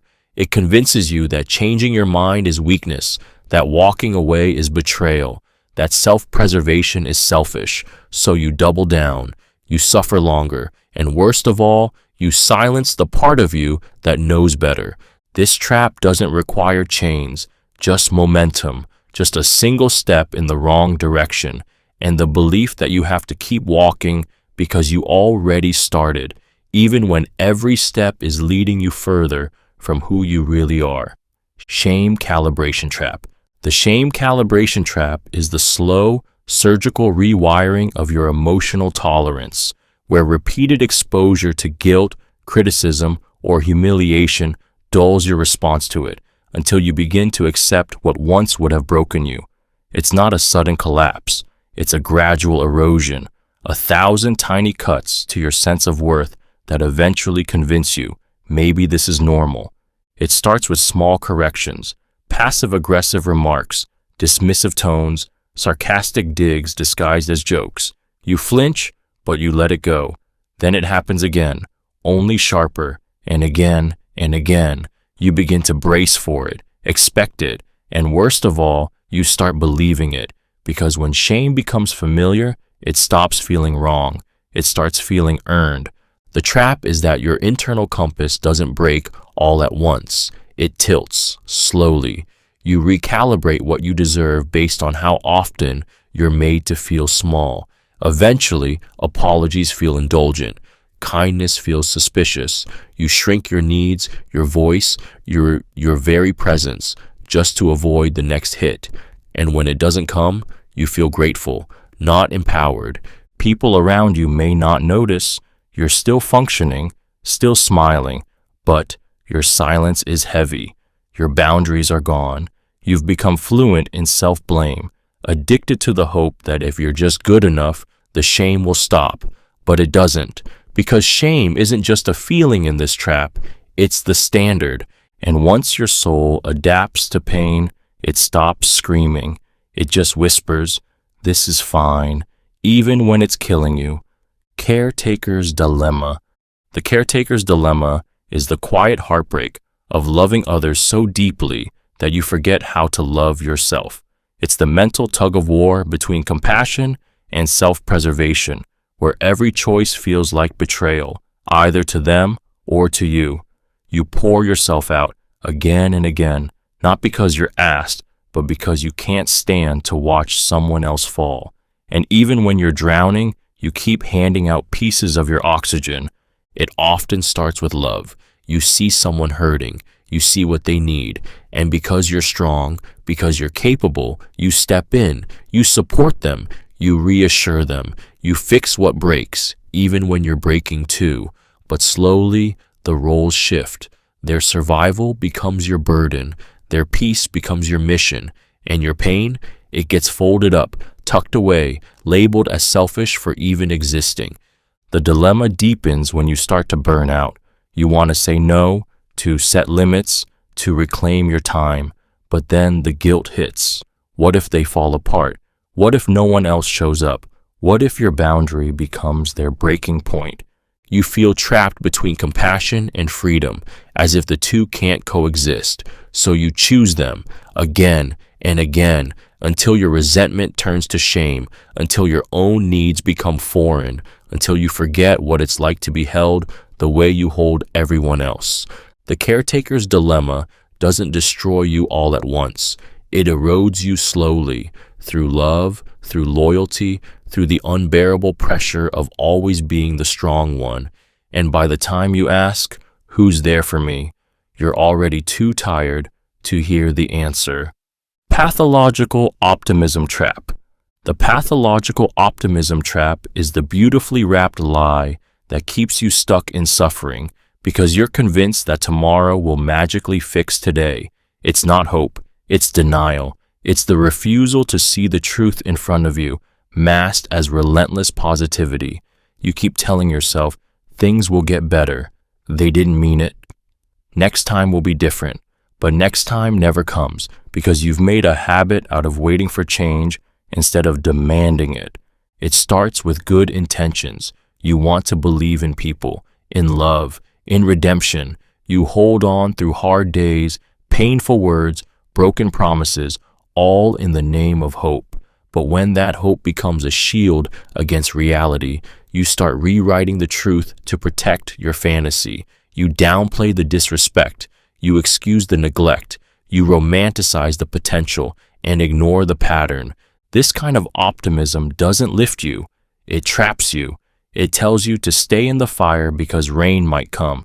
It convinces you that enduring misery is proof of strength, that choosing yourself is giving up, that walking away is failure. And so you wait. You smile through the pain. You tell others you're fine. But underneath, you're unraveling. Your body knows the truth. Your spirit does too. You're not thriving. You're surviving under the weight of hope that's turned against you. Pathological optimism doesn't heal. It numbs. It teaches you to expect less, accept more, and suffer longer, all while telling yourself you're being brave. But bravery isn't blind faith. Bravery is knowing when to stop pretending things will change and finding the strength to change yourself instead. Boundary Reversal Trap. The boundary reversal trap is the twisted sleight of hand where you become the villain for trying to protect yourself.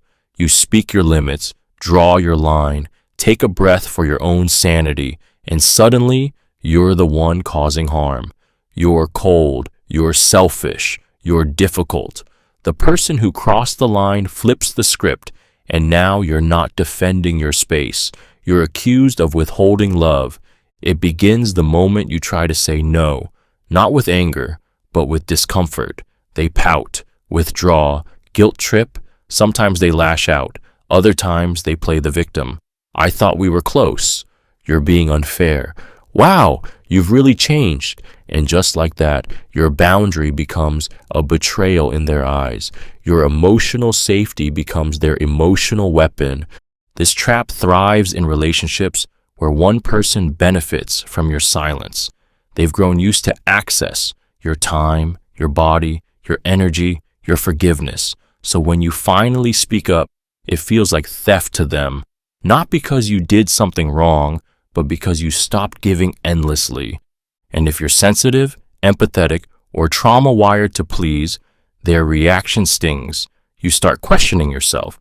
Did I go too far? Was that boundary too harsh? Maybe I am being distant, and the trap tightens. You shrink the boundary, or worse, you erase it completely, just to restore peace. But it's not peace, it's control. The boundary reversal trap trains you to abandon yourself for the comfort of someone who never respected your yes, but punishes you brutally for daring to say no. Validation, Starvation Trap. The validation starvation trap is the desperate hunger for acknowledgement that turns your worth into a performance. It doesn't start with vanity. It starts with emotional neglect, the quiet ache of never feeling seen, heard, or fully accepted. So you begin to chase approval like oxygen, shaping your words, your image, even your identity to fit what others applaud. You're not living, you're auditioning. It begins subtly. A compliment makes you feel alive. A like, a nod, a thank you lights you up. But when it doesn't come, you crash. Your confidence crumbles. You start wondering what you did wrong, what you need to change, who you need to become. And slowly, you abandon your inner compass. Your self-worth becomes outsourced. You're only as valuable as the reaction you get. The world rewards this trap. It loves people who try harder, smile wider, overachieve to be accepted. But the cost is brutal. You lose your sense of self. You stop asking, do I like who I am? And start obsessing over, do they? You become addicted to praise, terrified of rejection, and numb to your own needs unless someone else reflects them back to you. And the cruelest part? No amount of validation ever fills the emptiness. It feeds you in moments, but starves you long term, because your value is always up for renewal, always dependent on someone else's gaze. You live in fear of fading from their attention, because without their approval, you feel invisible. The validation starvation trap doesn't just make you needy, it makes you forget who you were before you needed anyone to tell you who you are. Outcome discount trap. The outcome discount trap is the cruel distortion that makes your efforts invisible if they don't end in perfection. It's the voice, internal or external, that says, but it didn't work, so what's the point? You gave your all. You tried, you showed up, you risked, you endured. But because the result didn't match someone else's expectations, your entire journey gets erased. The nuance of effort is wiped away by the final score. You feel it after the job you didn't get, the relationship that didn't last, the project that didn't launch, the apology that didn't land. You look around, hoping for someone to acknowledge what it took for you to even try, but all you see is silence. Worse, you hear judgment. Well, if it failed, you must have done something wrong. I told you it wouldn't work. You internalize it. You start minimizing your own strength. That courage you found to speak up, dismissed. The nights you stayed up pushing through your doubt, forgotten. The growth, the learning, the sheer grit of what you endured, all dismissed because the outcome didn't look like a win. This trap trains you to abandon effort unless success is guaranteed, to equate failure with worthlessness, to hide your heart behind passivity because vulnerability with no reward feels like shame. But here's the heartbreak. Outcomes lie. They don't always reflect the war you fought inside. The outcome discount trap doesn't care how much you gave. It only counts what you gained. And in that twisted math, even your deepest acts of bravery get written off as nothing, simply because they didn't work. Ethical ping-pong trap. The ethical ping-pong trap is the exhausting cycle of being bounced between conflicting moral expectations until you're too paralyzed to act, too confused to speak, and too ashamed to trust your own judgment. Every time you try to do the right thing, someone says it's wrong. Every time you try to stand up, someone else says you've hurt them. And slowly, you begin to feel like there's no right move at all. It starts when two systems of values collide. Maybe it's family versus society, loyalty versus justice, empathy versus truth. You try to do what's good, but whose definition of good? Every choice becomes a minefield. Defend someone, and you're complicit. Call them out, and you're cruel. Forgive, and you're enabling. Walk away, and you're heartless. You want to be fair. You want to be kind. But the rules keep changing depending on who you're talking to. What's praised in one circle is condemned in another. And before long, you're not leading with your values. You're flinching between theirs. You begin to hesitate, delay, stay quiet. not because you don't care, but because the moral noise has deafened your inner compass. The trap isn't in having empathy, it's in having so much that you stop trusting your instincts. You try to hold space for every perspective until your own disappears. You become a referee instead of a human being. Your integrity fractures under the weight of impossible standards. And the worst part? You're made to feel like the problem is you, like your confusion means weakness. But it doesn't. It means you've been playing by everyone else's rules, except your own. Forced Enlightenment Trap. The forced enlightenment trap is the weaponization of healing, the twisted demand that you must understand, forgive, or grow before you've even had time to bleed. It's the pressure to be wise instead of wounded, calm instead of angry, compassionate toward the very people who broke you. And if you're not, you're accused of being stuck, bitter, toxic, unevolved. It often comes cloaked in spiritual language or therapeutic platitudes. Everything happens for a reason. What did this teach you? Try to see it from their perspective. These phrases sound kind, even enlightened, but underneath, they carry a chilling message. Your pain is only valid if it leads to something beautiful, immediately.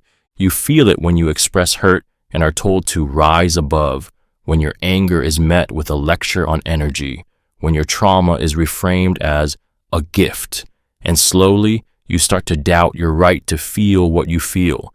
You question your emotional instincts. You try to skip to the lesson to earn your place back in people's comfort zones. The trap isn't just external, it creeps inside. You begin policing your own grief, rushing your own process, burying rage under spiritual slogans. You pretend you're at peace while your body still trembles with unspoken truth. The forced enlightenment trap doesn't heal you. It silences you. It convinces you that being real is less important than being high vibration, that the only acceptable pain is the kind you've already transformed. And that's not growth. It's performance, disguised as wisdom, demanding your silence long before your soul is ready to speak. Intuition suppression trap. The intuition suppression trap is the quiet betrayal of your deepest knowing.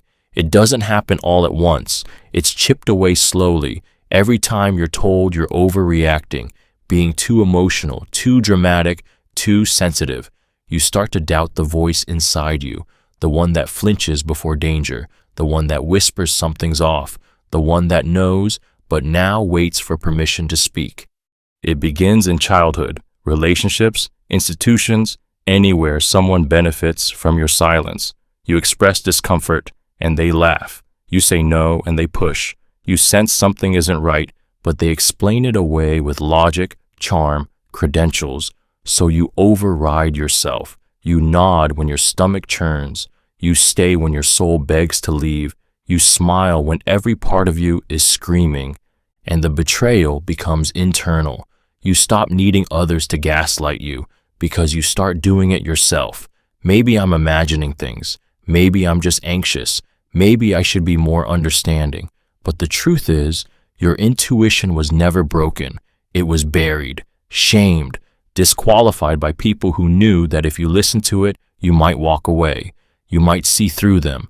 You might say no. The trap is not just silence. It's self-abandonment. You become skilled at negotiating with your instincts, rationalizing away red flags, explaining why your discomfort doesn't count, until eventually you forget what real knowing feels like. But your body remembers. The tension, the tears, the exhaustion, all of it is your intuition trying to claw its way back to the surface, begging you to stop apologizing for what you feel and start listening to what you know. Disbelief guilt trap. The disbelief guilt trap is the emotional ambush that shames you for asking questions.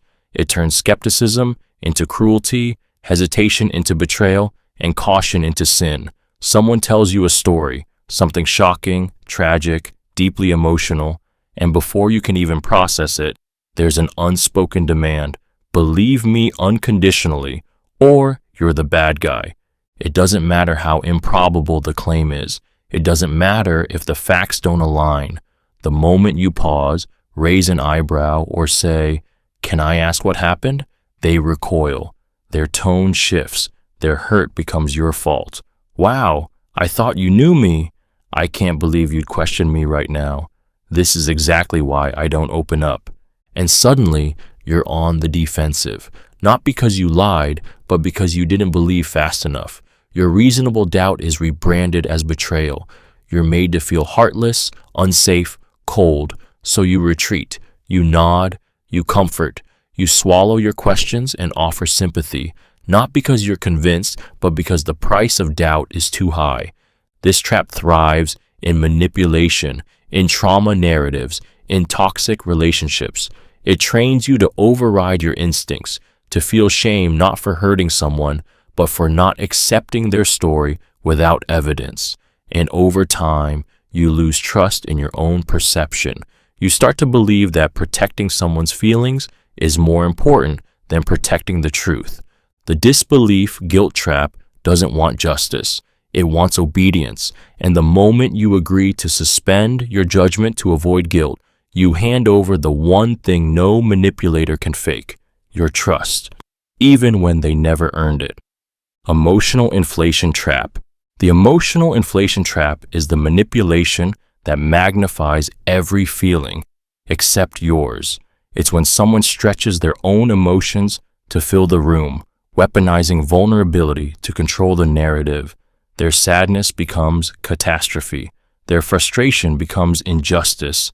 Their discomfort becomes crisis. And somehow, your pain, your voice, shrinks beneath the weight of their reaction. It begins with conflict. You raise a concern. You set a boundary. You speak your truth. And instead of being heard, you're met with a flood. Tears, outrage, withdrawal, anger so disproportionate it disorients you.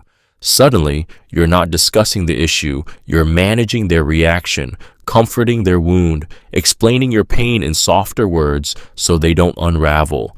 And it works. You back down, you feel guilty, you question if you were too harsh, too direct, too much. You tiptoe around future conversations, rehearsing your emotions to be more palatable, more packaged. Meanwhile, they continue to dominate the emotional space, not through logic, but volume, not through truth, but dramatization. The trap isn't that they feel too much. It's that they make your feelings feel small in comparison. You start minimizing your own experiences, convincing yourself that their breakdown matters more than your boundary. Their storm always takes priority over your silence.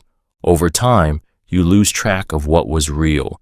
You become the peacekeeper, the therapist, the one who softens, adapts, disappears just to avoid the next outburst of inflated emotion. But deep down, you know the truth. You're not in a conversation.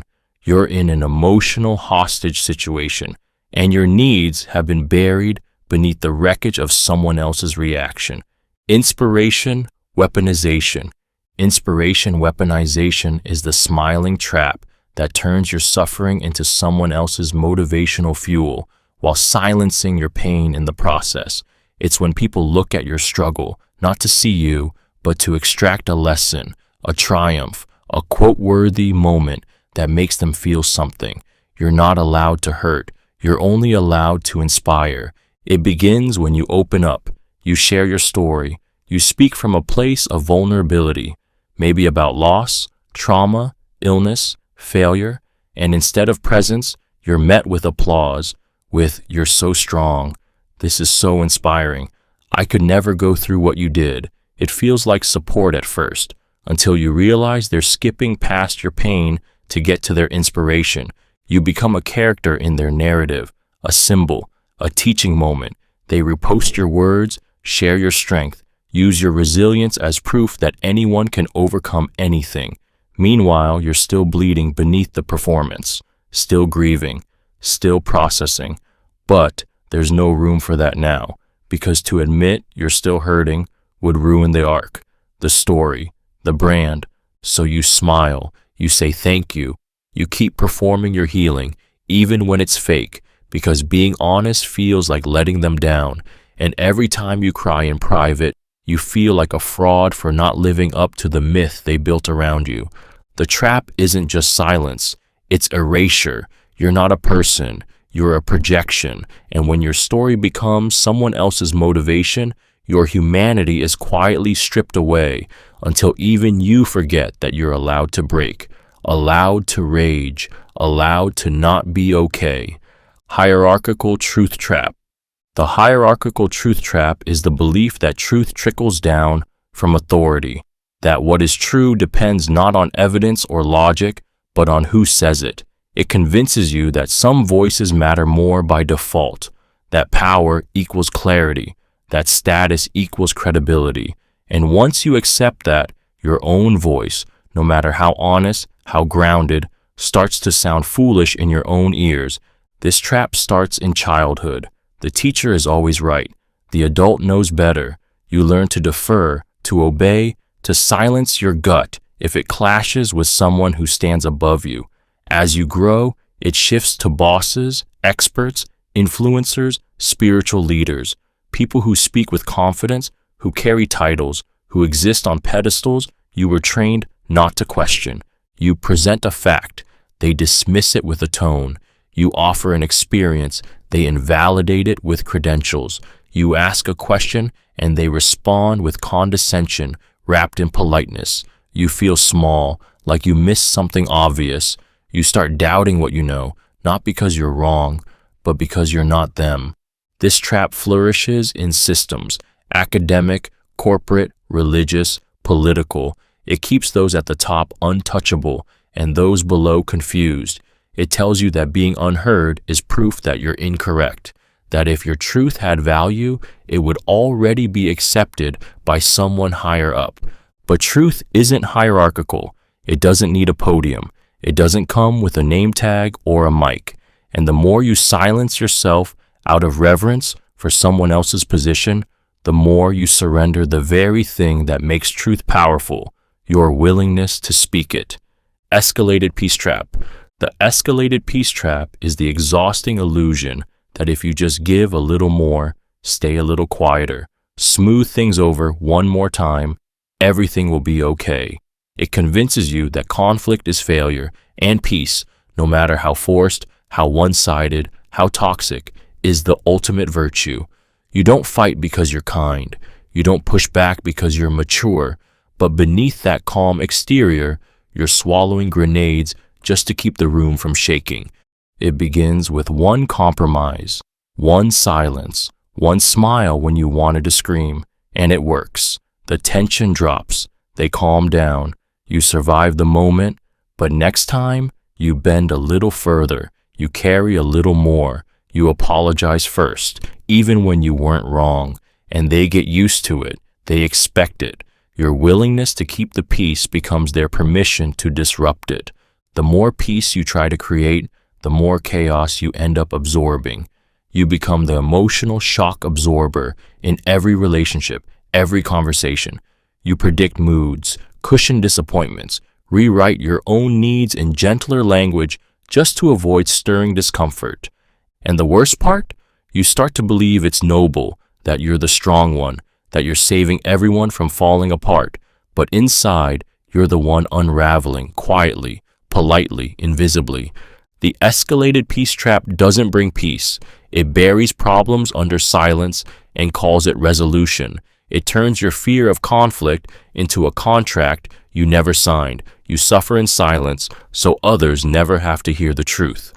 Selective Vulnerability Trap. The selective vulnerability trap is the deceptive use of emotional openness as a tool, not for connection, but for control. It's when someone shares just enough of their pain to disarm you, to earn your trust, to pull you closer, only to weaponize that closeness against you. You think you're bonding, but really, you're being softened, conditioned, set up. It starts when they tell you something raw, something personal, their childhood wounds, a recent heartbreak, a secret insecurity. You feel honored, seen, special. You open up in return. You feel safe, but soon the balance shifts. Their vulnerability becomes their shield. their excuse, their leverage, and your vulnerability becomes their map, guiding them straight to your softest spots. You begin to notice the pattern. They reveal weakness when it suits them, when they need forgiveness, when they want power, when they're losing control. Their pain becomes the center of every conflict. And when you're hurt, they pivot, they deflect. Suddenly, they are the victim. Again, you try to confront them, but now you're the cold one, the insensitive one, because how could you be so hard on someone who suffered so much? That's the trap. Their selective vulnerability makes your boundaries look cruel. Your needs seem selfish. You're emotionally blackmailed by the very trust you thought you were building. You feel stuck, not because you don't see the manipulation, but because walking away feels like abandoning someone fragile. But they're not fragile. They're strategic. And what they called connection was always control. You weren't bonding. You were being bound. Unspoken rule trap. The unspoken rule trap is the invisible maze you're expected to navigate without ever being told the rules. You're punished not for what you did, but for violating expectations you didn't even know existed. A glance that was disrespectful, a delay that was disloyal, a boundary that was selfish. You didn't break the agreement, you just never knew one was there. It begins when someone reacts with shock, silence, or sudden coldness. You ask what's wrong, and they say, "You should know," but you don't, and they don't tell you. Because that's the rule. You're supposed to already understand. You're expected to intuit, to anticipate, to decode unspoken emotional contracts that shift depending on their mood. So you try harder. You replay every word, every gesture, analyzing how you failed to meet a standard that was never named. You become hypervigilant, reading between lines that were never written. You internalize the blame. I should have known. I should have been more careful. I should have just sensed it. And in that confusion, you lose the ability to trust your own clarity. The unspoken rule trap thrives in environments where communication is replaced with control. It's how manipulative people maintain power, by moving the goalposts and blaming you for not keeping up. It trains you to seek safety through guessing, through self-erasure, through emotional labor that never ends. And the most damaging part? It convinces you that if you're hurt, it's because you missed something, that their disappointment is your failure, not their refusal to be honest. And so, you play a game you can never win, because the rules were never meant to be fair, only enforced. Deferred control trap. The deferred control trap is the illusion of freedom wrapped in future promises. It convinces you that control is just around the corner, that once things calm down, once you've proven yourself, once they feel safe, then you'll finally get to breathe, decide, live on your own terms. But that moment never comes, because the freedom you're waiting for is always pushed just one step farther away. It starts with compromise. You give in because the timing isn't right. You silence your opinion because it might make things worse. You accept less, settle more, bite your tongue because they assure you it's temporary. Just until we're more stable. Just get through this month. Just give me time. So you wait. And while you wait, you sacrifice. You tell yourself it's strategic, that you're being patient, mature, supportive, but the months pass, the years pass, and somehow you're still living by someone else's rules, on someone else's timeline, asking for permission in your own life. The longer you stay, the more you're told that your sacrifices prove your commitment, and the more entitled they feel to your continued obedience. You begin to doubt your right to take up space, to demand anything. You've poured so much into waiting, into enduring, into earning autonomy, that claiming it now feels like betrayal, even when you're drowning. The deferred control trap doesn't chain you. It convinces you to hold the key, but never turn it, to keep telling yourself, soon, I'll speak, soon, I'll leave, soon, I'll live. But in the world they built for you, soon means never. Mirror trap. The mirror trap is the cruel illusion where someone projects their darkness onto you, then blames you for holding the reflection. You're accused of what they do. You're shamed for traits they display. They plant their flaws in your lap and walk away clean. And the more you defend yourself, the more it looks like proof that they were right about you all along. It begins with subtle accusations. They say you're selfish while demanding everything. They call you manipulative right after twisting your words. They claim you're always angry after provoking you to the edge. And when you react, when you finally break, they smirk. See, there it is. This trap messes with your mind. You start questioning your reality. Am I really like that? Did I just do what they said? Why does it feel so true when they say it? That's the power of projection. It confuses, it disorients, it takes your empathy and uses it against you. And because you care, you try to fix it. You work on yourself. You apologize more. You shrink your light to avoid being too much. All while they continue to behave exactly as they accused you of being. You carry their sins so they can keep pretending they're the righteous one. The mirror trap isn't just gaslighting, it's emotional identity theft. It robs you of your self-perception and replaces it with their shame, dressed in your name. And if you don't see it for what it is, you'll spend your life healing from wounds that were never yours to begin with. Only reflections, hurled at you by someone too broken to face their own glass. Moral exhaustion trap. The moral exhaustion trap is the silent burnout that happens when you try to be good in a world that keeps demanding more. It's not just physical fatigue, it's the soul deep depletion that sets in after you've spent too long being the bigger person, doing the right thing, holding your tongue, showing compassion, extending grace, again and again and again, until there's nothing left of you but numbness and a smile that barely holds. It starts with principle. You want to do the right thing. You want to be kind, fair, forgiving. You let things slide. You give second chances. You try to see their side. And every time you rise above, someone sinks lower. And every time you take the high road, it gets lonelier, steeper, colder. But you stay on it because that's who you are, the good one. Then something shifts. You notice the rules aren't the same for everyone, that the people you protect would never protect you, that your empathy is taken as permission, that your forgiveness is mistaken for weakness. You realize you're not fixing anything, you're just being drained by it. Still, you try, because quitting feels selfish, because boundaries feel cruel, because the guilt of choosing yourself weighs more than the exhaustion of holding everyone else up. But the trap isn't just the exhaustion, it's the shame that comes when you finally get tired, when you want to scream instead of soothe, when you stop caring, when you fantasize about being the one who says no and means it.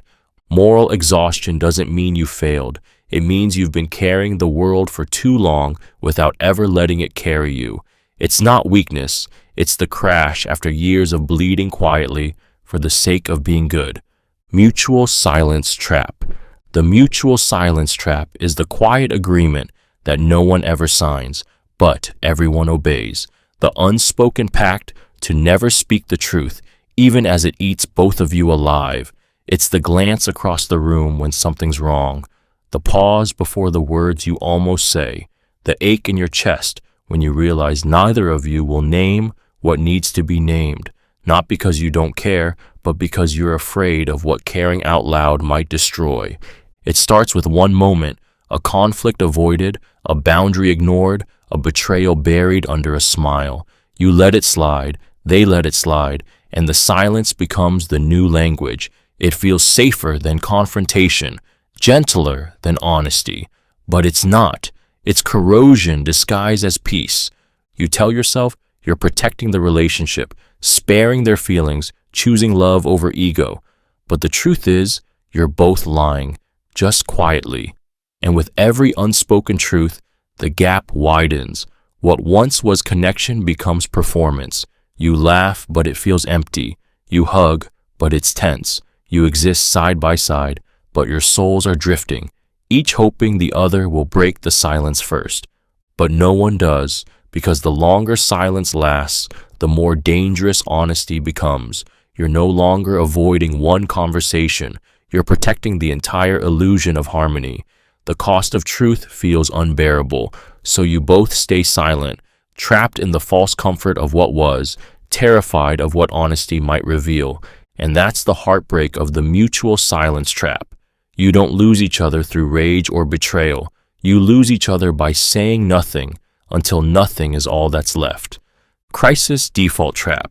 The crisis default trap is the survival pattern that quietly rewires your brain to feel safest in chaos. It's when your nervous system becomes so used to urgency, drama, and emotional emergencies that peace starts to feel unnatural, wrong, even. You don't choose the crisis, you become addicted to it, because somewhere along the line, chaos became the only place you felt in control. It starts in childhood or in toxic environments where unpredictability reigned, where being calm meant being unprepared, where the only way to feel useful, loved, or safe was to fix something. So you adapted. You learned to anticipate the storm, to manage emotions like wildfires, to find your value in your ability to handle things. Now, as an adult, when life gets still, when there's no drama, no fires to put out, you start to unravel. You pick fights. You say yes to things you hate. You overcommit, overthink, overextend. Not because you want to suffer, but because crisis is familiar. And in the absence of chaos, you don't know who you are. The trap isn't just exhaustion, it's identity. You become the dependable one, the fixer, the anchor in every storm, but you're also the one who can't rest, can't slow down, can't breathe without guilt. You mistake peace for danger, stillness for laziness, and the calm before the storm becomes a storm of its own. The crisis default trap convinces you that your only worth lies in how much pain you can hold, and so you carry it all, while quietly breaking under the weight of the very chaos you call home. Invisible Contract Trap. The invisible contract trap is the silent agreement you never signed, but you're still expected to honor. It's the assumption someone builds around your love, your time, your loyalty, without ever asking you outright. There are no words, no clarity, just expectations. And when you break one, when you finally say no or choose differently, you're met with anger, guilt, betrayal, as if you broke the deal they made up in their mind. It begins when you do something kind, thoughtful, human. Maybe you're there during their crisis. Maybe you sacrifice sleep, energy, or boundaries to support them. You do it out of love, once, maybe twice. And then suddenly, it's not a gift anymore. It's a job, a role, a silent contract you never agreed to, but one they now expect you to keep forever. When you try to pull back just a little, they look at you like a stranger. You've changed. I can't count on you anymore. You used to care. And the worst part? You feel guilty, not because you did something wrong, but because their disappointment feels so real. You start wondering if maybe you did owe them something, if maybe that kindness came with strings you didn't see. This trap thrives on unspoken obligations. It makes you responsible for feelings you never caused, needs you never agreed to meet, roles you never chose to fill. And the more you try to set boundaries, the more you're painted as the villain who broke the trust. But there was no trust, just control disguised as expectation, and a contract that never existed, except in their mind. And now it's binding you. Bad faith framing trap. The bad faith framing trap is the psychological snare where your words, actions, or even your silence are twisted into proof of the worst version of you. It doesn't matter what you meant. It doesn't matter what you feel, because someone has already decided your intent, and everything you do is now interpreted through that poison lens. It starts when you try to speak honestly, set a boundary, express discomfort, and instead of being met with curiosity, you're met with accusation. You're just trying to control me. you're being manipulative. So now I'm the bad guy? It doesn't matter how calm, kind, or careful you are, because they're not listening to understand. They're listening to confirm the story they've already written about you. You try to explain, clarify, make it right, but every attempt becomes more evidence. If you defend yourself, you're deflecting. If you get emotional, you're performing. If you stay quiet, you're withholding. You can't win, because this isn't a dialogue, it's a trial. And they're the judge, jury, and executioner of your character. The trap is devastating. You start second-guessing every move. You walk on eggshells. You apologize for things you didn't do, hoping it will make the air clearer. But it never does, because they don't want peace. They want confirmation that you are who they've decided you are. And slowly, your truth gets buried under their story. Your real self goes silent, terrified that whatever you say will be used as a weapon. That's the cruelty of bad faith framing. You're not fighting a person. You're fighting a version of yourself that never existed, but that they've made everyone else believe is real. Default Deference Trap. The default deference trap is the quiet submission of your judgment, not because you lack clarity, but because you've been conditioned to believe others must know better.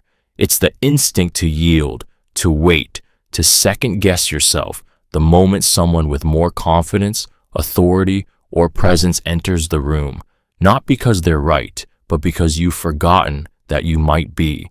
It starts small, a suggestion you hesitate to offer, a feeling you suppress, a decision you leave to someone else just in case. You tell yourself you're being polite, respectful, open-minded. But beneath that courtesy is a fear. What if I'm wrong? What if they know something I don't? What if I sound stupid? So you shrink, you defer, you watch others lead, even when their choices go against your instincts. And the worst part? When things go wrong, you still blame yourself. I should have spoken up. I knew better. But you didn't act because you let someone else's confidence override your own quiet wisdom. This trap thrives in environments where power is rewarded and doubt is dismissed, where charisma is mistaken for competence, where you were taught to be nice, humble, respectful, even if it meant erasing your own insight. Over time, you start believing you need someone to confirm your reality, to co-sign your truth, to validate your voice before you trust it. And the longer you defer, the harder it becomes to stand tall, even when your gut is screaming. The default deference trap doesn't steal your power. It convinces you to hand it over, quietly, gratefully, until one day you realize you've stopped living by what you know and started living by who speaks first. Emotional Ambush Trap.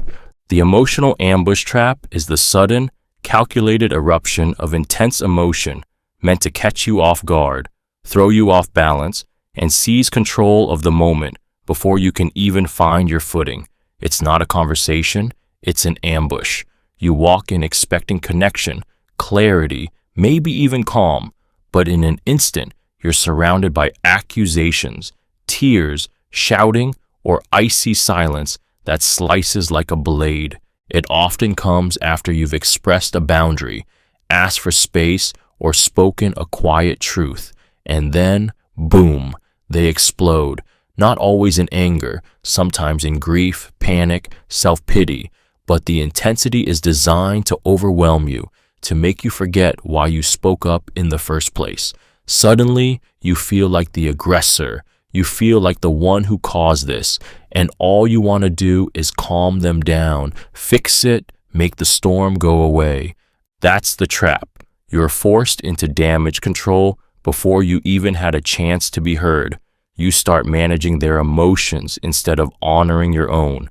You abandon your truth in the chaos of their reaction, and they walk away with the power, having successfully flipped the script, leaving you confused, guilty, and emotionally disarmed. It doesn't always look like rage. Sometimes it's a breakdown, a shutdown, a perfectly timed emotional collapse that floods the room and drowns the original issue. You end up comforting the person who just bulldozed your boundary and hating yourself for doing it. The emotional ambush trap doesn't silence you with force. It stuns you with feeling. It weaponizes vulnerability into control and leaves you too dizzy to even realize that your truth never got a chance to speak. Performative alignment trap. The performative alignment trap is the slow death of your authenticity in exchange for belonging. It's the mask you wear in rooms that only accept you if you nod at the right times, speak the right language, post the right opinions. It tells you, don't question, just echo. Don't stand out, just agree. And little by little, you become a reflection of the group. Liked, accepted, approved, but no longer yourself. It starts when you notice the rules, not the spoken ones, but the ones everyone obeys in silence. The right phrases to use, the right causes to support, the right things to be outraged by. You want to be part of it. Of course you do. So you bend, just a little. You frame your thoughts more carefully. You edit your tone. You silence your doubts. At first, it works. People applaud your alignment. You're praised, included, safe. But over time, your voice gets blurry.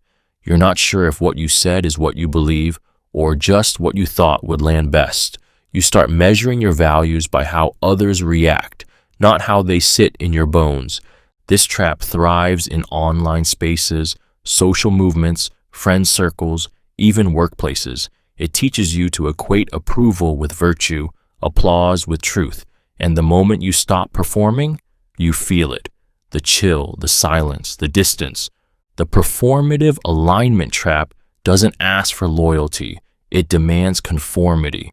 And the scariest part, it doesn't silence you violently. It makes you silence yourself, because being liked feels safer than being real, until one day you can't tell the difference between the mask and the mirror. Phantom accountability trap. The phantom accountability trap is the illusion of responsibility without the reality of change. It's when someone sounds accountable, using all the right words, nodding at all the right moments, but never actually does the work. They apologize, reflect, even cry, but nothing changes because their remorse isn't a commitment, it's a performance. It begins when you finally confront them.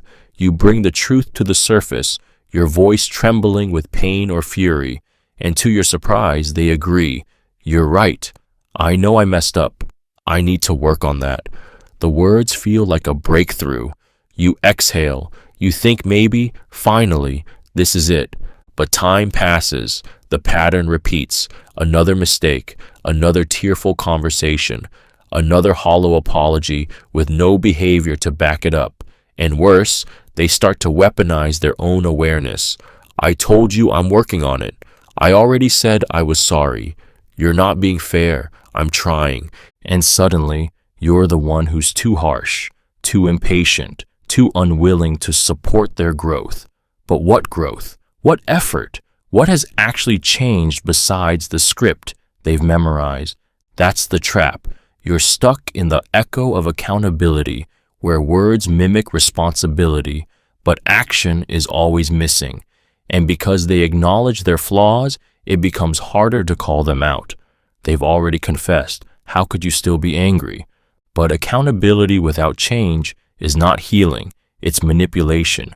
It's a smokescreen of progress that keeps you waiting, hoping, forgiving, while they quietly stay the same. And in that space between what they say and what they do, your trust slowly dies. But they'll still call themselves self-aware.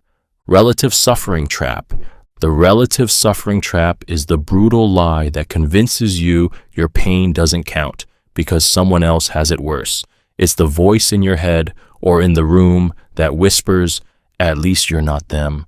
Other people would kill to have your problems. Be grateful. And just like that, your wounds are dismissed. Your grief becomes indulgence. Your trauma, a luxury. It starts with comparison. You open up about your struggle, and someone reminds you of war zones, starving children, lost limbs.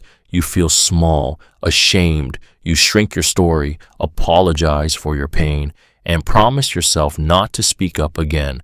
because if your suffering isn't the worst, it must not matter. But pain doesn't compete. There is no scale, no scoreboard. Your heartbreak doesn't stop being real because someone else's is louder. And yet, you begin to believe that your tears are selfish, that your anxiety is weakness, that your sadness is unearned. So you bottle it. You fake resilience. You tell yourself to just be thankful until your silence becomes part of the wound. This trap doesn't build empathy. It shuts it down. It weaponizes compassion into guilt. It turns support into shame. And the longer you live inside it, the more disconnected you become, not just from others, but from yourself. The relative suffering trap doesn't need to scream to destroy you. It only needs you to believe that your pain is too quiet, too privileged, too unworthy to speak. And once it convinces you of that, it doesn't have to steal your voice because you've already given it up. Apology substitution trap. The apology substitution trap is the infuriating pattern where someone skips the hard work of owning their harm and instead offers gestures, distractions, or gifts in place of a real apology. It's when the words "I'm sorry" are too heavy, so they try to buy your forgiveness, charm their way past your pain, or smother your hurt with favors and affection. And if you don't accept it, you're the ungrateful one. It starts after the damage is done. You're hurt, angry, maybe trembling with the weight of what just happened. But instead of acknowledgement, they bring you flowers.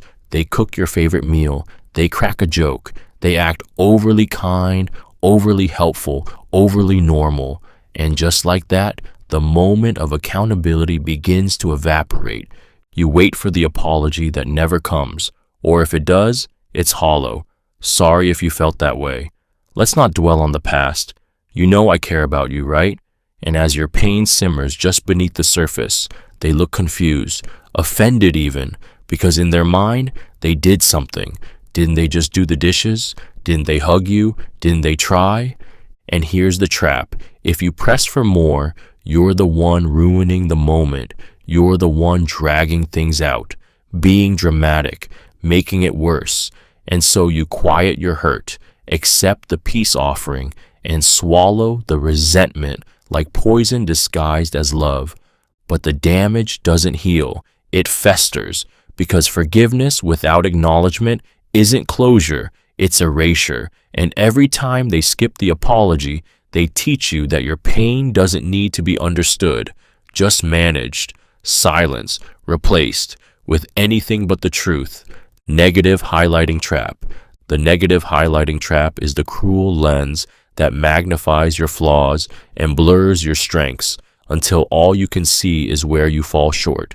It's when someone, or sometimes your own inner critic, fixates only on what's wrong, what's missing, what could have been better.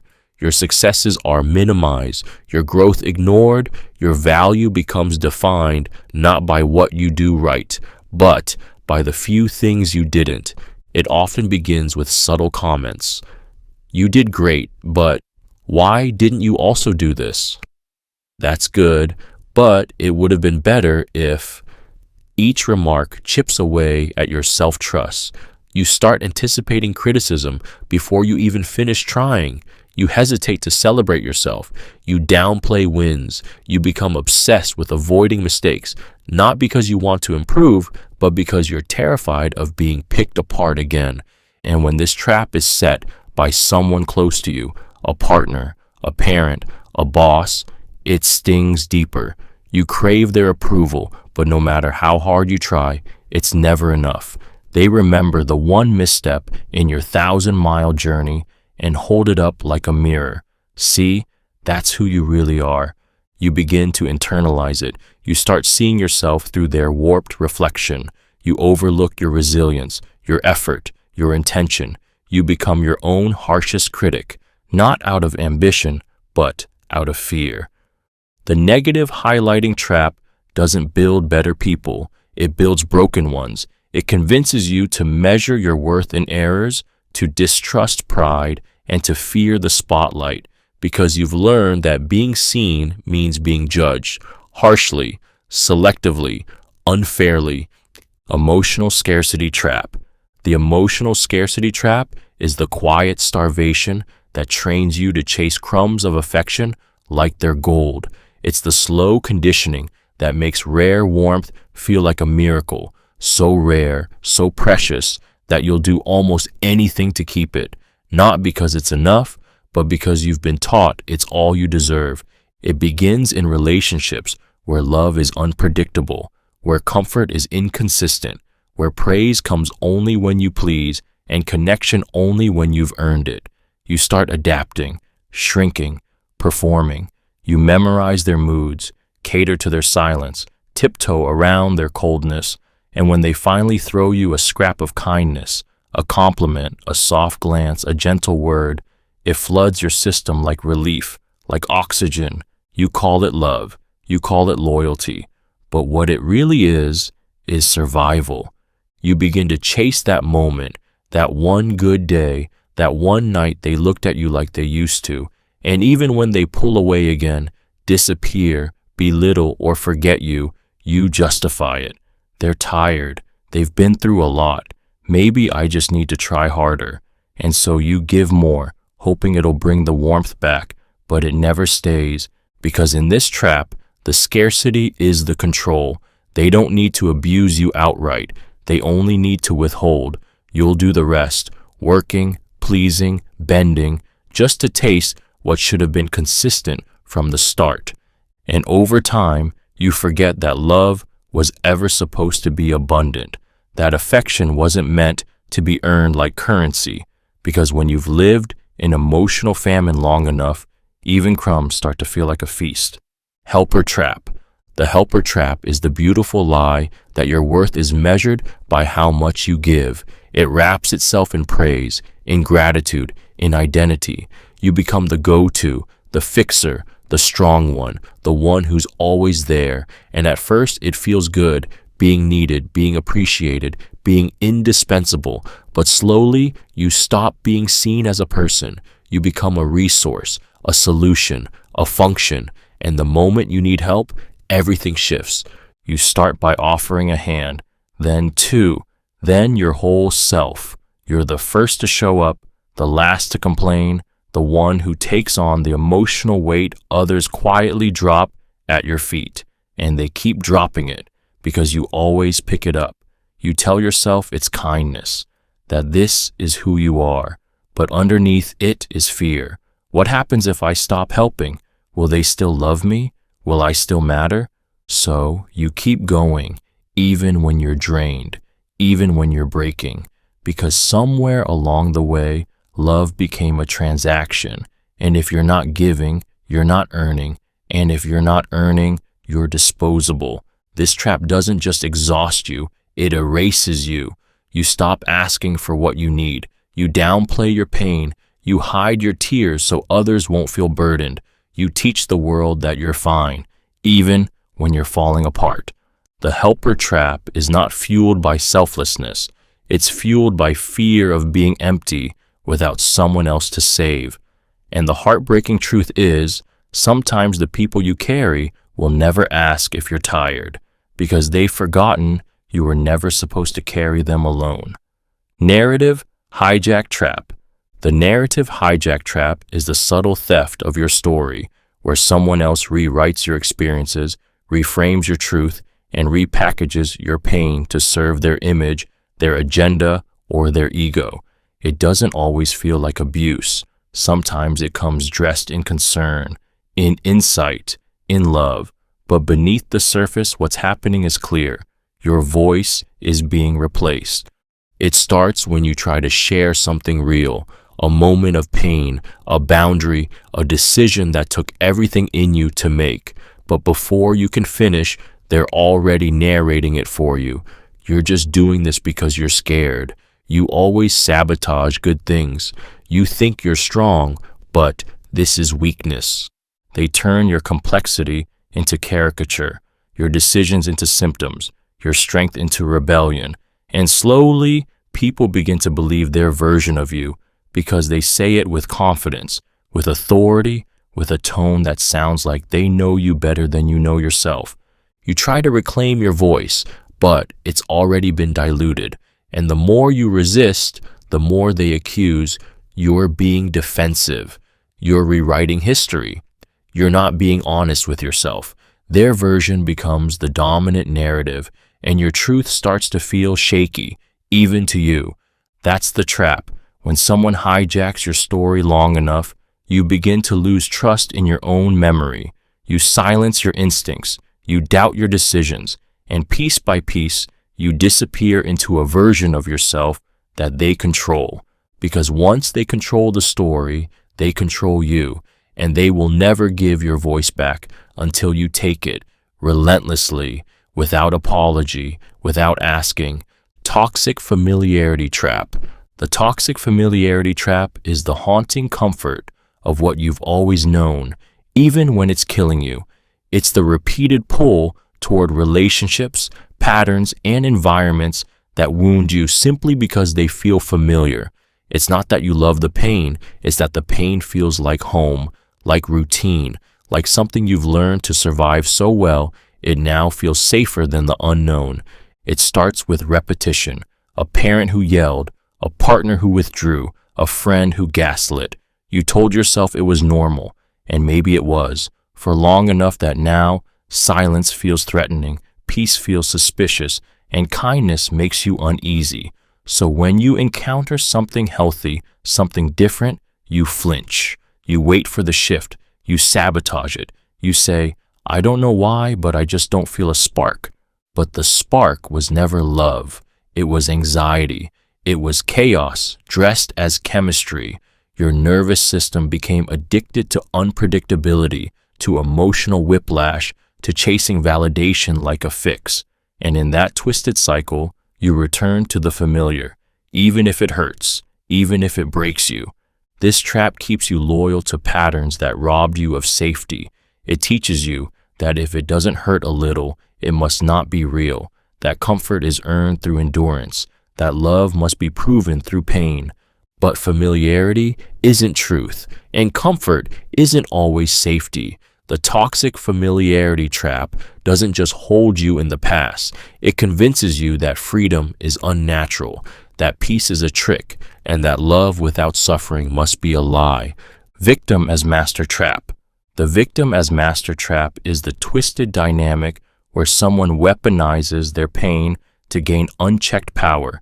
It's when suffering becomes currency, and the one who has been hurt the most is given the final say, regardless of truth, fairness, or harm. Their wounds become a shield, their story becomes untouchable, and anyone who dares to question them becomes the villain. It starts with empathy. You see someone who's been through hell. They share their trauma, their betrayals, their scars. You listen, you care, you soften, and slowly, without realizing it, you start giving them more room, more forgiveness, more control. Because how could you challenge someone who's already been through so much? But then it shifts. Their pain becomes a weapon. Disagreement becomes attacking a survivor. Boundaries become abandonment. Accountability becomes re-traumatizing. And every conflict becomes a one-sided court where they're always the wounded and you're always the aggressor.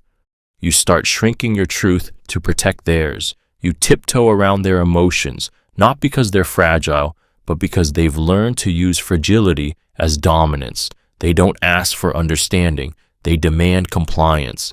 And if you resist, they pull out the ultimate trump card. They're suffering. That's the trap. Real pain, real trauma, real wounds, twisted into authority. And you, the empathetic one, become imprisoned by your own compassion, because challenging them feels cruel, even when it's right, even when you're being harmed. The victim as master trap turns healing into hierarchy, and the one who claims to have no power quietly holds the most. Emotional threat trap. The emotional threat trap is the silent hostage situation where love becomes conditional and closeness is weaponized. It's the whispered warning beneath someone's breakdown, the unspoken threat behind their need. If you don't give me what I want, I'll fall apart. And it will be your fault. It's not violence, it's vulnerability used as a leash. It begins when someone cries, not out of pain, but out of pressure, when they say, "I can't live without you," or "You're the only one who keeps me together." And it sounds like affection, but it feels like a trapdoor. You realize that your boundaries, your distance, your no could break them. And suddenly, it doesn't feel like a choice anymore. It feels like responsibility. You start walking on emotional eggshells, filtering your truth to protect their stability. You stay when you want to leave. You give when you have nothing left, not out of love, but out of fear. Fear that their collapse will be blamed on your honesty, your decision, your need to breathe. The emotional threat trap often hides in codependent relationships, trauma bonds, and manipulative dynamics. The person doesn't have to scream or threaten or rage. They just have to hurt loudly enough to make you believe that their pain is your doing. And the more you absorb it, the more you disappear. You lose your voice, your space, your right to exist without being the emotional life raft for someone else's storm. Because the trap doesn't say, "Don't leave." It says, "If you do, I'll drown, and you'll have to live with that." And that's not love, that's emotional blackmail, sealed with tears. Principal paralysis trap. The principal paralysis trap is the mental deadlock, where your values begin to contradict each other so loudly, so painfully, that you freeze. You want to do the right thing, but which right thing? You want to protect someone, but you also want to tell the truth. You want to be kind, but you also want to be honest. You want to stay loyal, but you also want to save yourself. And in the tug of war between principles, your ability to act crumbles.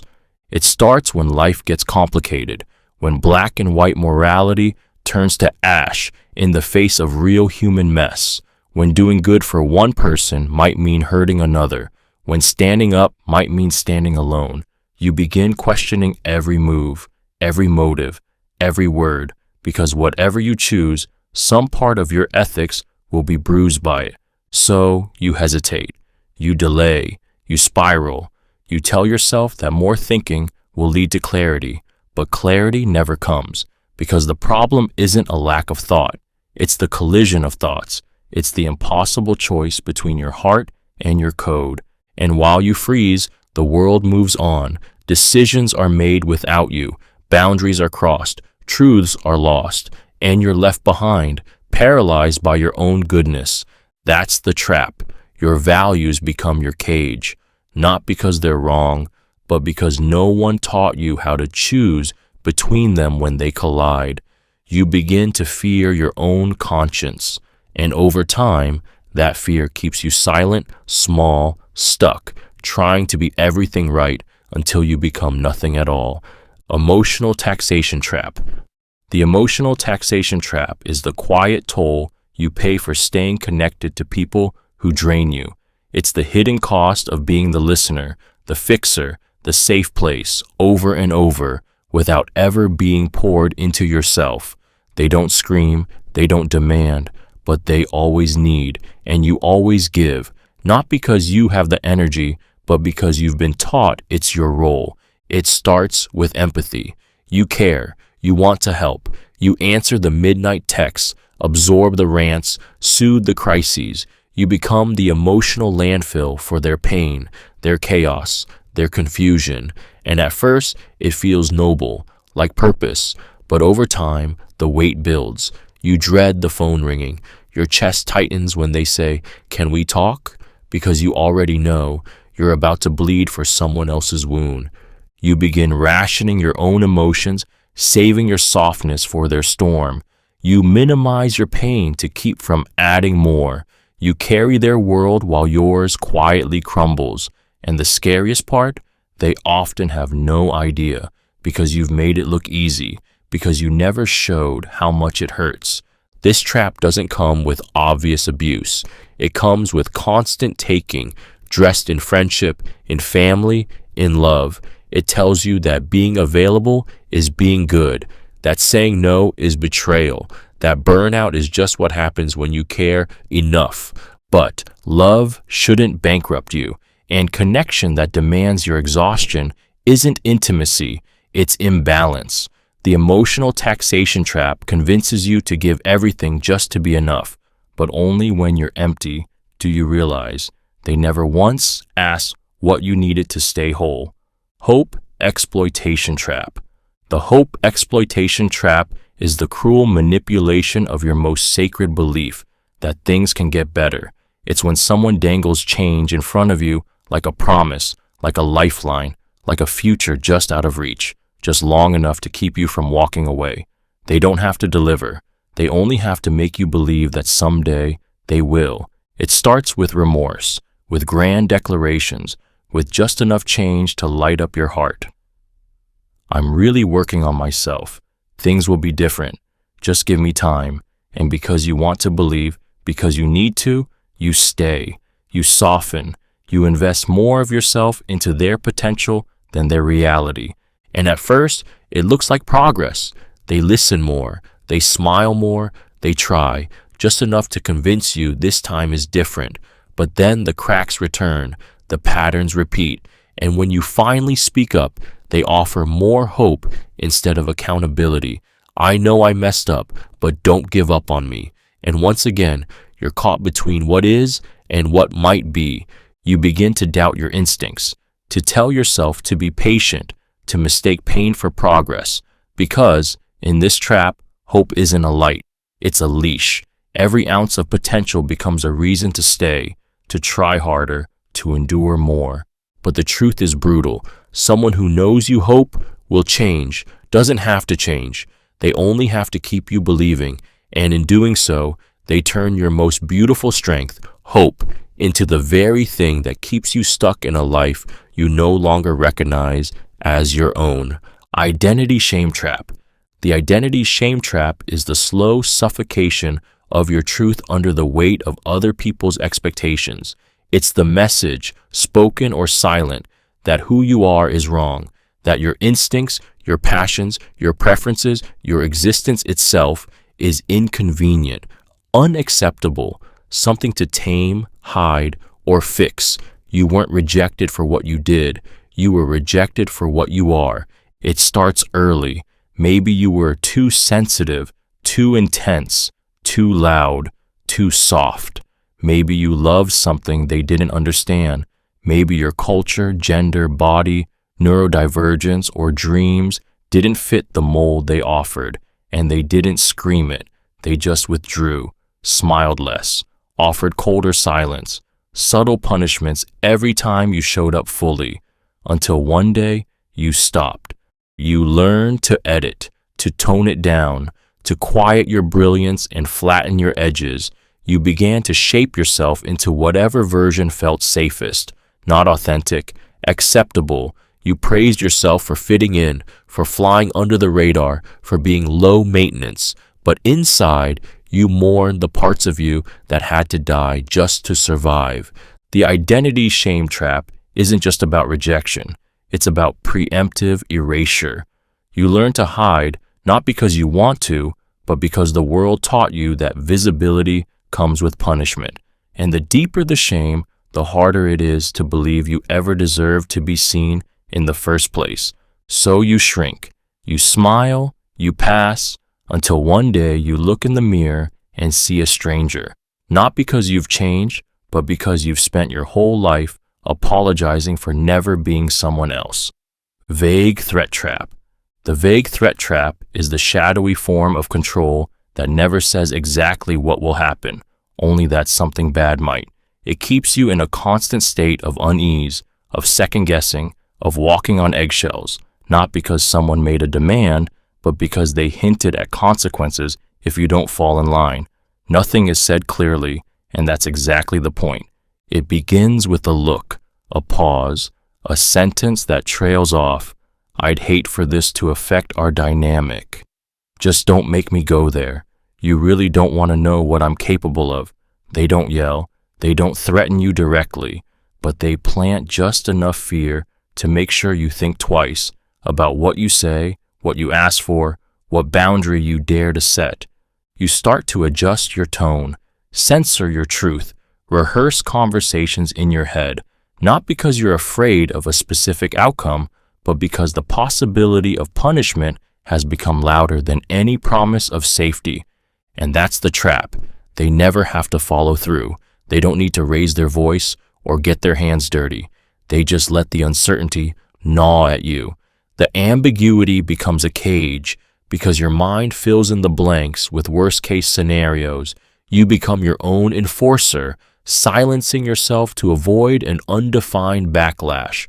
The vague threat trap doesn't control you through action. It controls you through fear of potential action, a fear that lives in the dark, unnamed, unanswered, and just powerful enough to keep you exactly where they want you, silent, small, and scanning the air for a storm that never quite breaks. False coherence trap. The false coherence trap is the comforting illusion that if an idea feels neat, poetic, or emotionally satisfying, it must be true. It's the trap that makes you fall in love with elegant explanations, not because they're accurate, but because they make sense.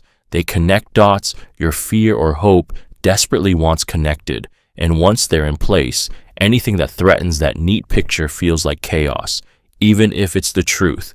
It starts with a narrative, one that just clicks. A person hurt you, so they must have always been toxic. A setback happened, so the universe must be punishing you. You read something online that explains everything, and you cling to it, not because it's proven, but because it offers relief, simplicity, a story where every piece fits, even if you have to sand down the truth to make it fit the frame. You start rejecting anything that doesn't align. You ignore contradictions. You rewrite memories. You surround yourself with voices that reinforce your version of events and silence those who challenge it, because coherence feels like safety and uncertainty feels like pain. This trap feeds on your need to understand, to have answers. But not all truth is tidy, not all stories are clean, and sometimes holding on to coherence means letting go of curiosity, nuance, even reality itself. The false coherence trap doesn't ask you to believe a lie. It just rewards you every time you avoid the discomfort of questioning your story. And over time, you're no longer seeking truth. You're just defending the narrative that makes you feel most in control, even if it's slowly unraveling everything underneath. Echo trap. The echo trap is the seductive illusion that you're thinking freely, when in truth, you're only hearing your own beliefs reflected back at you, louder and louder, until they become the only truth you recognize. It's not conversation, it's confirmation. It's a carefully curated mirror that shows you only what you already believe, and slowly turns your mind into an echo chamber where dissent feels like danger. It begins with small preferences. You follow certain voices, join groups with shared values, consume content that resonates. It feels good, like clarity, like belonging, and every time you hear your opinion reflected back to you, it feels more right, more real, more absolute. You start to confuse agreement with truth, repetition with proof, and then something happens. You hear a different view, a question, a challenge, and it feels not just wrong, but threatening, infuriating. You reject it instantly, not because it's invalid, but because it's unfamiliar. You've built a world where your beliefs echo back at you so consistently, anything outside of that rhythm feels like betrayal. This is the trap. Your growth stops. Your empathy shrinks. You start mistaking volume for validity, mistaking popularity for accuracy, and worst of all, you become more convinced, more certain, while becoming less informed, less open, less curious. The echo trap doesn't silence you. It isolates you. It convinces you that because everyone around you agrees, you must be right, always. And in that noise, you stop listening, not just to others, but to yourself. Because the louder the echo, the harder it becomes to hear the quiet voice of your own evolving truth. Urgency guilt trap. The urgency guilt trap is the pressure-soaked manipulation that convinces you every request is an emergency, and any hesitation is betrayal. It doesn't scream, it pleads, It leans heavy into your empathy and says, I really need this right now. You're my only hope. If you cared, you wouldn't make me wait. And just like that, your schedule, your boundaries, your peace are pushed aside to meet someone else's panic. It doesn't matter that you're exhausted, that you're busy, that you simply need space. Their need is painted as so immediate, so desperate, that saying no feels cruel. Saying not now feels like abandonment. You begin to sacrifice rest, cancel plans, lose sleep, not because you want to, but because the guilt of disappointing them hurts more than your own burnout. You start living in a constant state of alert, ready to drop everything at the first emotional flare. You anticipate their next crisis, feel the pressure rising in your chest as their texts come in, one after another. And the twisted part? Sometimes they could have waited. Sometimes it wasn't urgent at all. But they know urgency overrides resistance. That panic blurs your ability to pause, assess, or say, this isn't my responsibility. The urgency guilt trap turns your kindness into servitude. It exploits your heart by manufacturing pressure. And over time, you stop asking yourself, do I want to help? And only ask, what will happen if I don't? That's not compassion. That's coercion dressed in panic. And it will keep taking from you until you realize that not every emergency is yours to fix, and not every guilt is yours to carry. Absolutism Trap.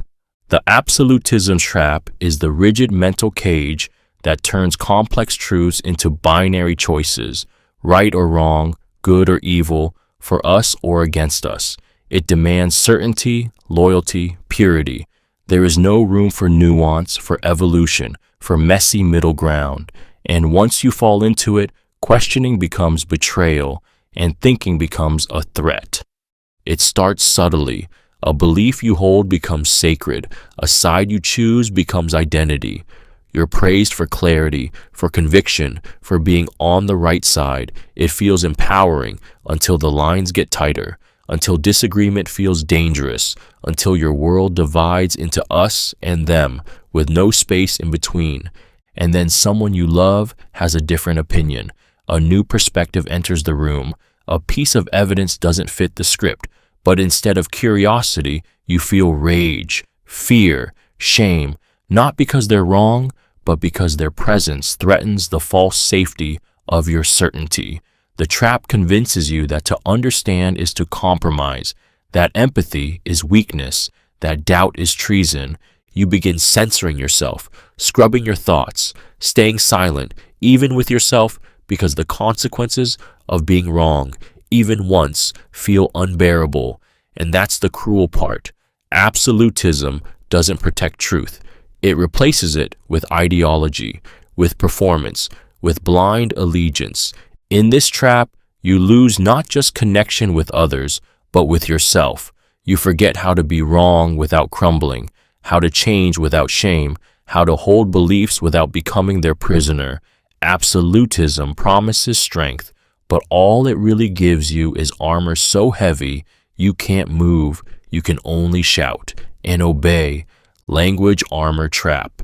The language armor trap is the intellectual disguise that hides manipulation, avoidance, or domination beneath polished words. It's when someone uses big language, spiritual phrasing, academic jargon, or therapeutic terms not to communicate, but to control, to confuse, to shield themselves from being challenged. They don't raise their voice, they raise their vocabulary. And behind all those elegant words is one core message. You don't get to question me. It begins when you try to express something real, an emotion, a need, a wound. But instead of meeting you in that vulnerability, they cloak themselves in semantics. They say, you're projecting. That's just your attachment wound. You need to elevate your perspective, or this is a trauma response. At first, it sounds wise, maybe even helpful, but the longer it goes, the more it feels like you're speaking into fog. Your truth is constantly reframed through their lens. Your anger becomes low vibration. Your clarity becomes emotional immaturity. Your disagreement is seen not as valid, but as evidence that you're unevolved, unstable, or simply unenlightened. And slowly, you begin to shrink beneath the weight of words you don't know how to fight. This trap doesn't need to shout to silence you. It silences you with sophistication, with superiority, with the implication that your voice isn't valid unless it's spoken in their language. The language armor trap doesn't seek connection. It seeks control. It uses intelligence as a weapon, not a bridge. And the more you try to speak from the heart, the more you're made to feel small, broken, or simply wrong, not because you are, but because they've armored themselves in language thick enough to deflect anything real. Emotional math trap. The emotional math trap is the cruel arithmetic of relationships where love, attention, and worth are treated like transactional equations. It's when affection is measured, pain is ranked, and everything you feel is put on a scale, compared, discounted, or used against you. Your experiences don't just exist. They're weighed, scored, and judged for how much they should matter.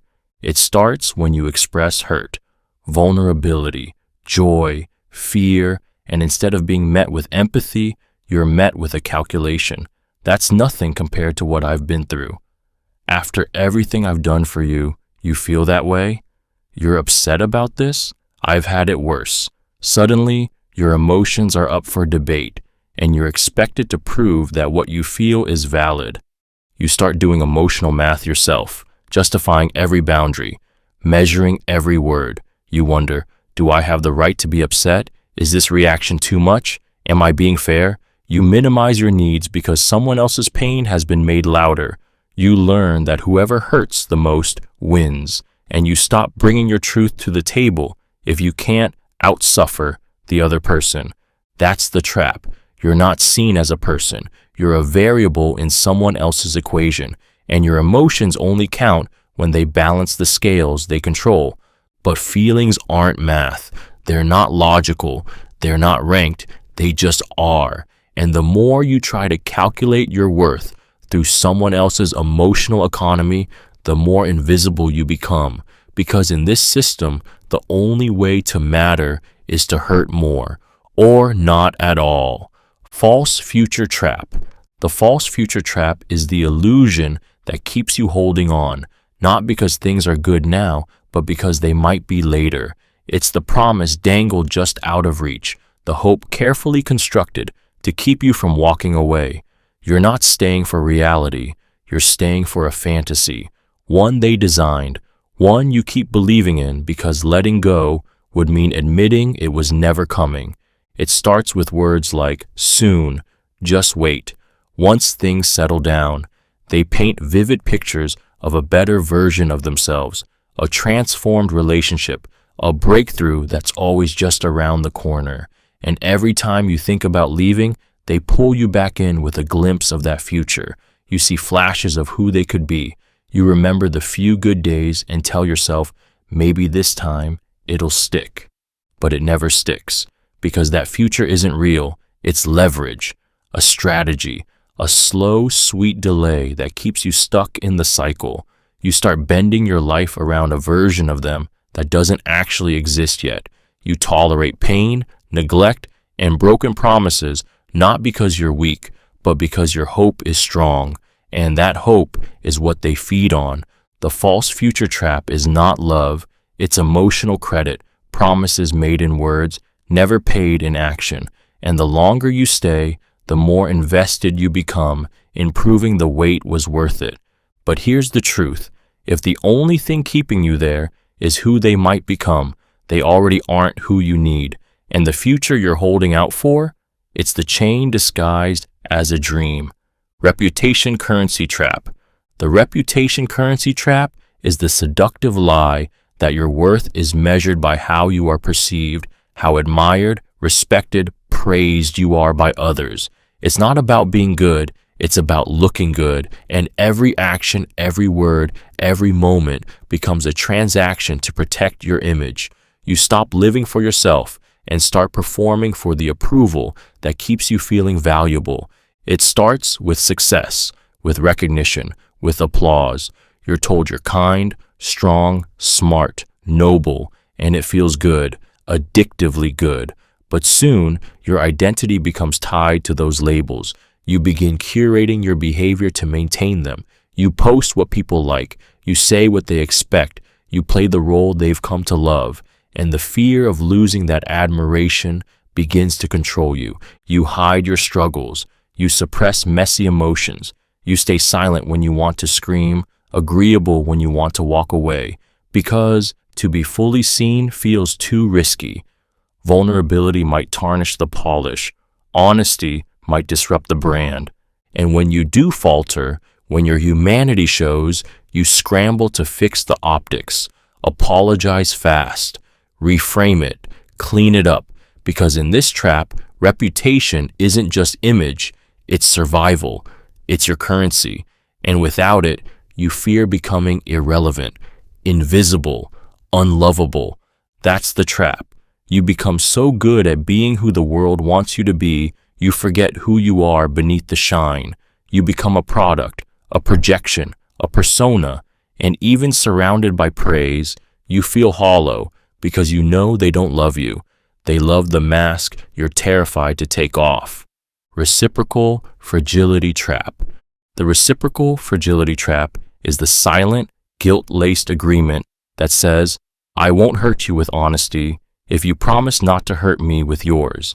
It's a pact built on mutual avoidance, where truth becomes the enemy, and emotional comfort is bought at the price of growth, clarity, and trust. You tiptoe around each other's wounds, not to protect, but to prevent rupture. You're not building intimacy, you're walking on eggshells together. It begins with one vulnerable moment. Maybe you saw them collapse after a small critique. Maybe they flinched when you told the truth. Maybe you once spoke your heart and watched it break them. So you learn to hold it back, to soften your truth, to say, it's fine when it isn't, because hurting them, even gently, feels cruel. And eventually, they start doing the same with you. It becomes a dance, a carefully choreographed silence. You both avoid conflict. You both pretend. And over time, the relationship becomes less real and more performative. You smile instead of speaking. You reassure instead of confronting. You sacrifice authenticity for the illusion of peace. But this isn't kindness. It's fear. You don't share your truth because you don't believe it's survivable. You protect each other from pain, but also from reality.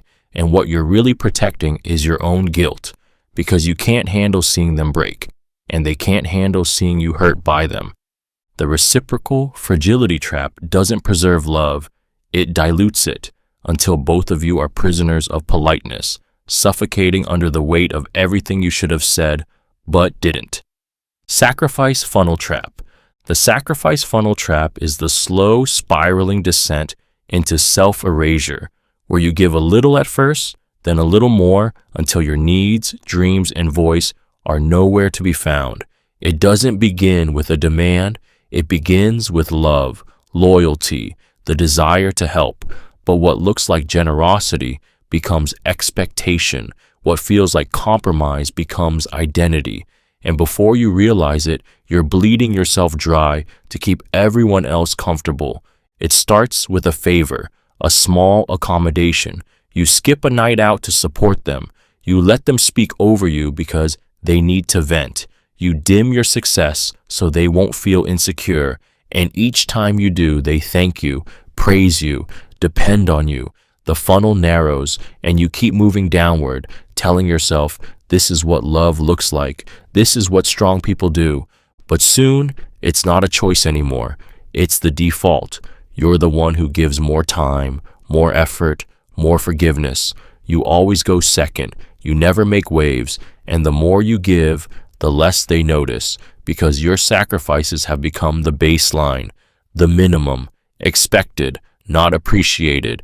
And when you finally pause to ask for something, you're met with confusion, annoyance, silence, because they've forgotten you even had needs. That's the trap. You think your value lies in how much of yourself you can give away. But sacrifice without reciprocity isn't love. It's slow disappearance. And the deeper you go, the harder it becomes to remember what you ever wanted for yourself before you learned that being empty was the price of being needed.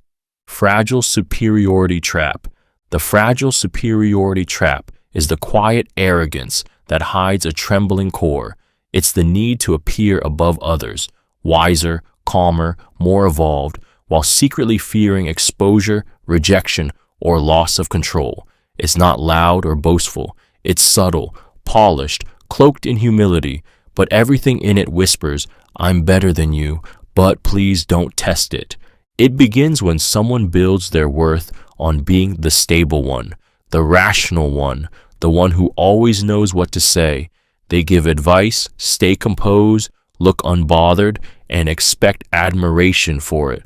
But challenge them, offer feedback, disagree with their wisdom, suddenly the mask cracks. They become defensive, passive-aggressive, cold, because their superiority wasn't confidence, it was protection. This trap often shows up in relationships, leadership, and spiritual or intellectual spaces. The person plays the role of mentor, healer, or guide, not because they want to connect, but because being above others keeps them safe from vulnerability. They claim to be unshaken, but live in quiet terror of being seen as just human. And if you get too close to the truth, if you expose their flaws or question their image, they'll retreat or lash out. Not because you hurt them, but because you made them feel real, fallible, equal. The fragile superiority trap doesn't demand worship. It demands distance. It says, admire me, but don't challenge me. Validate me, but don't mirror me.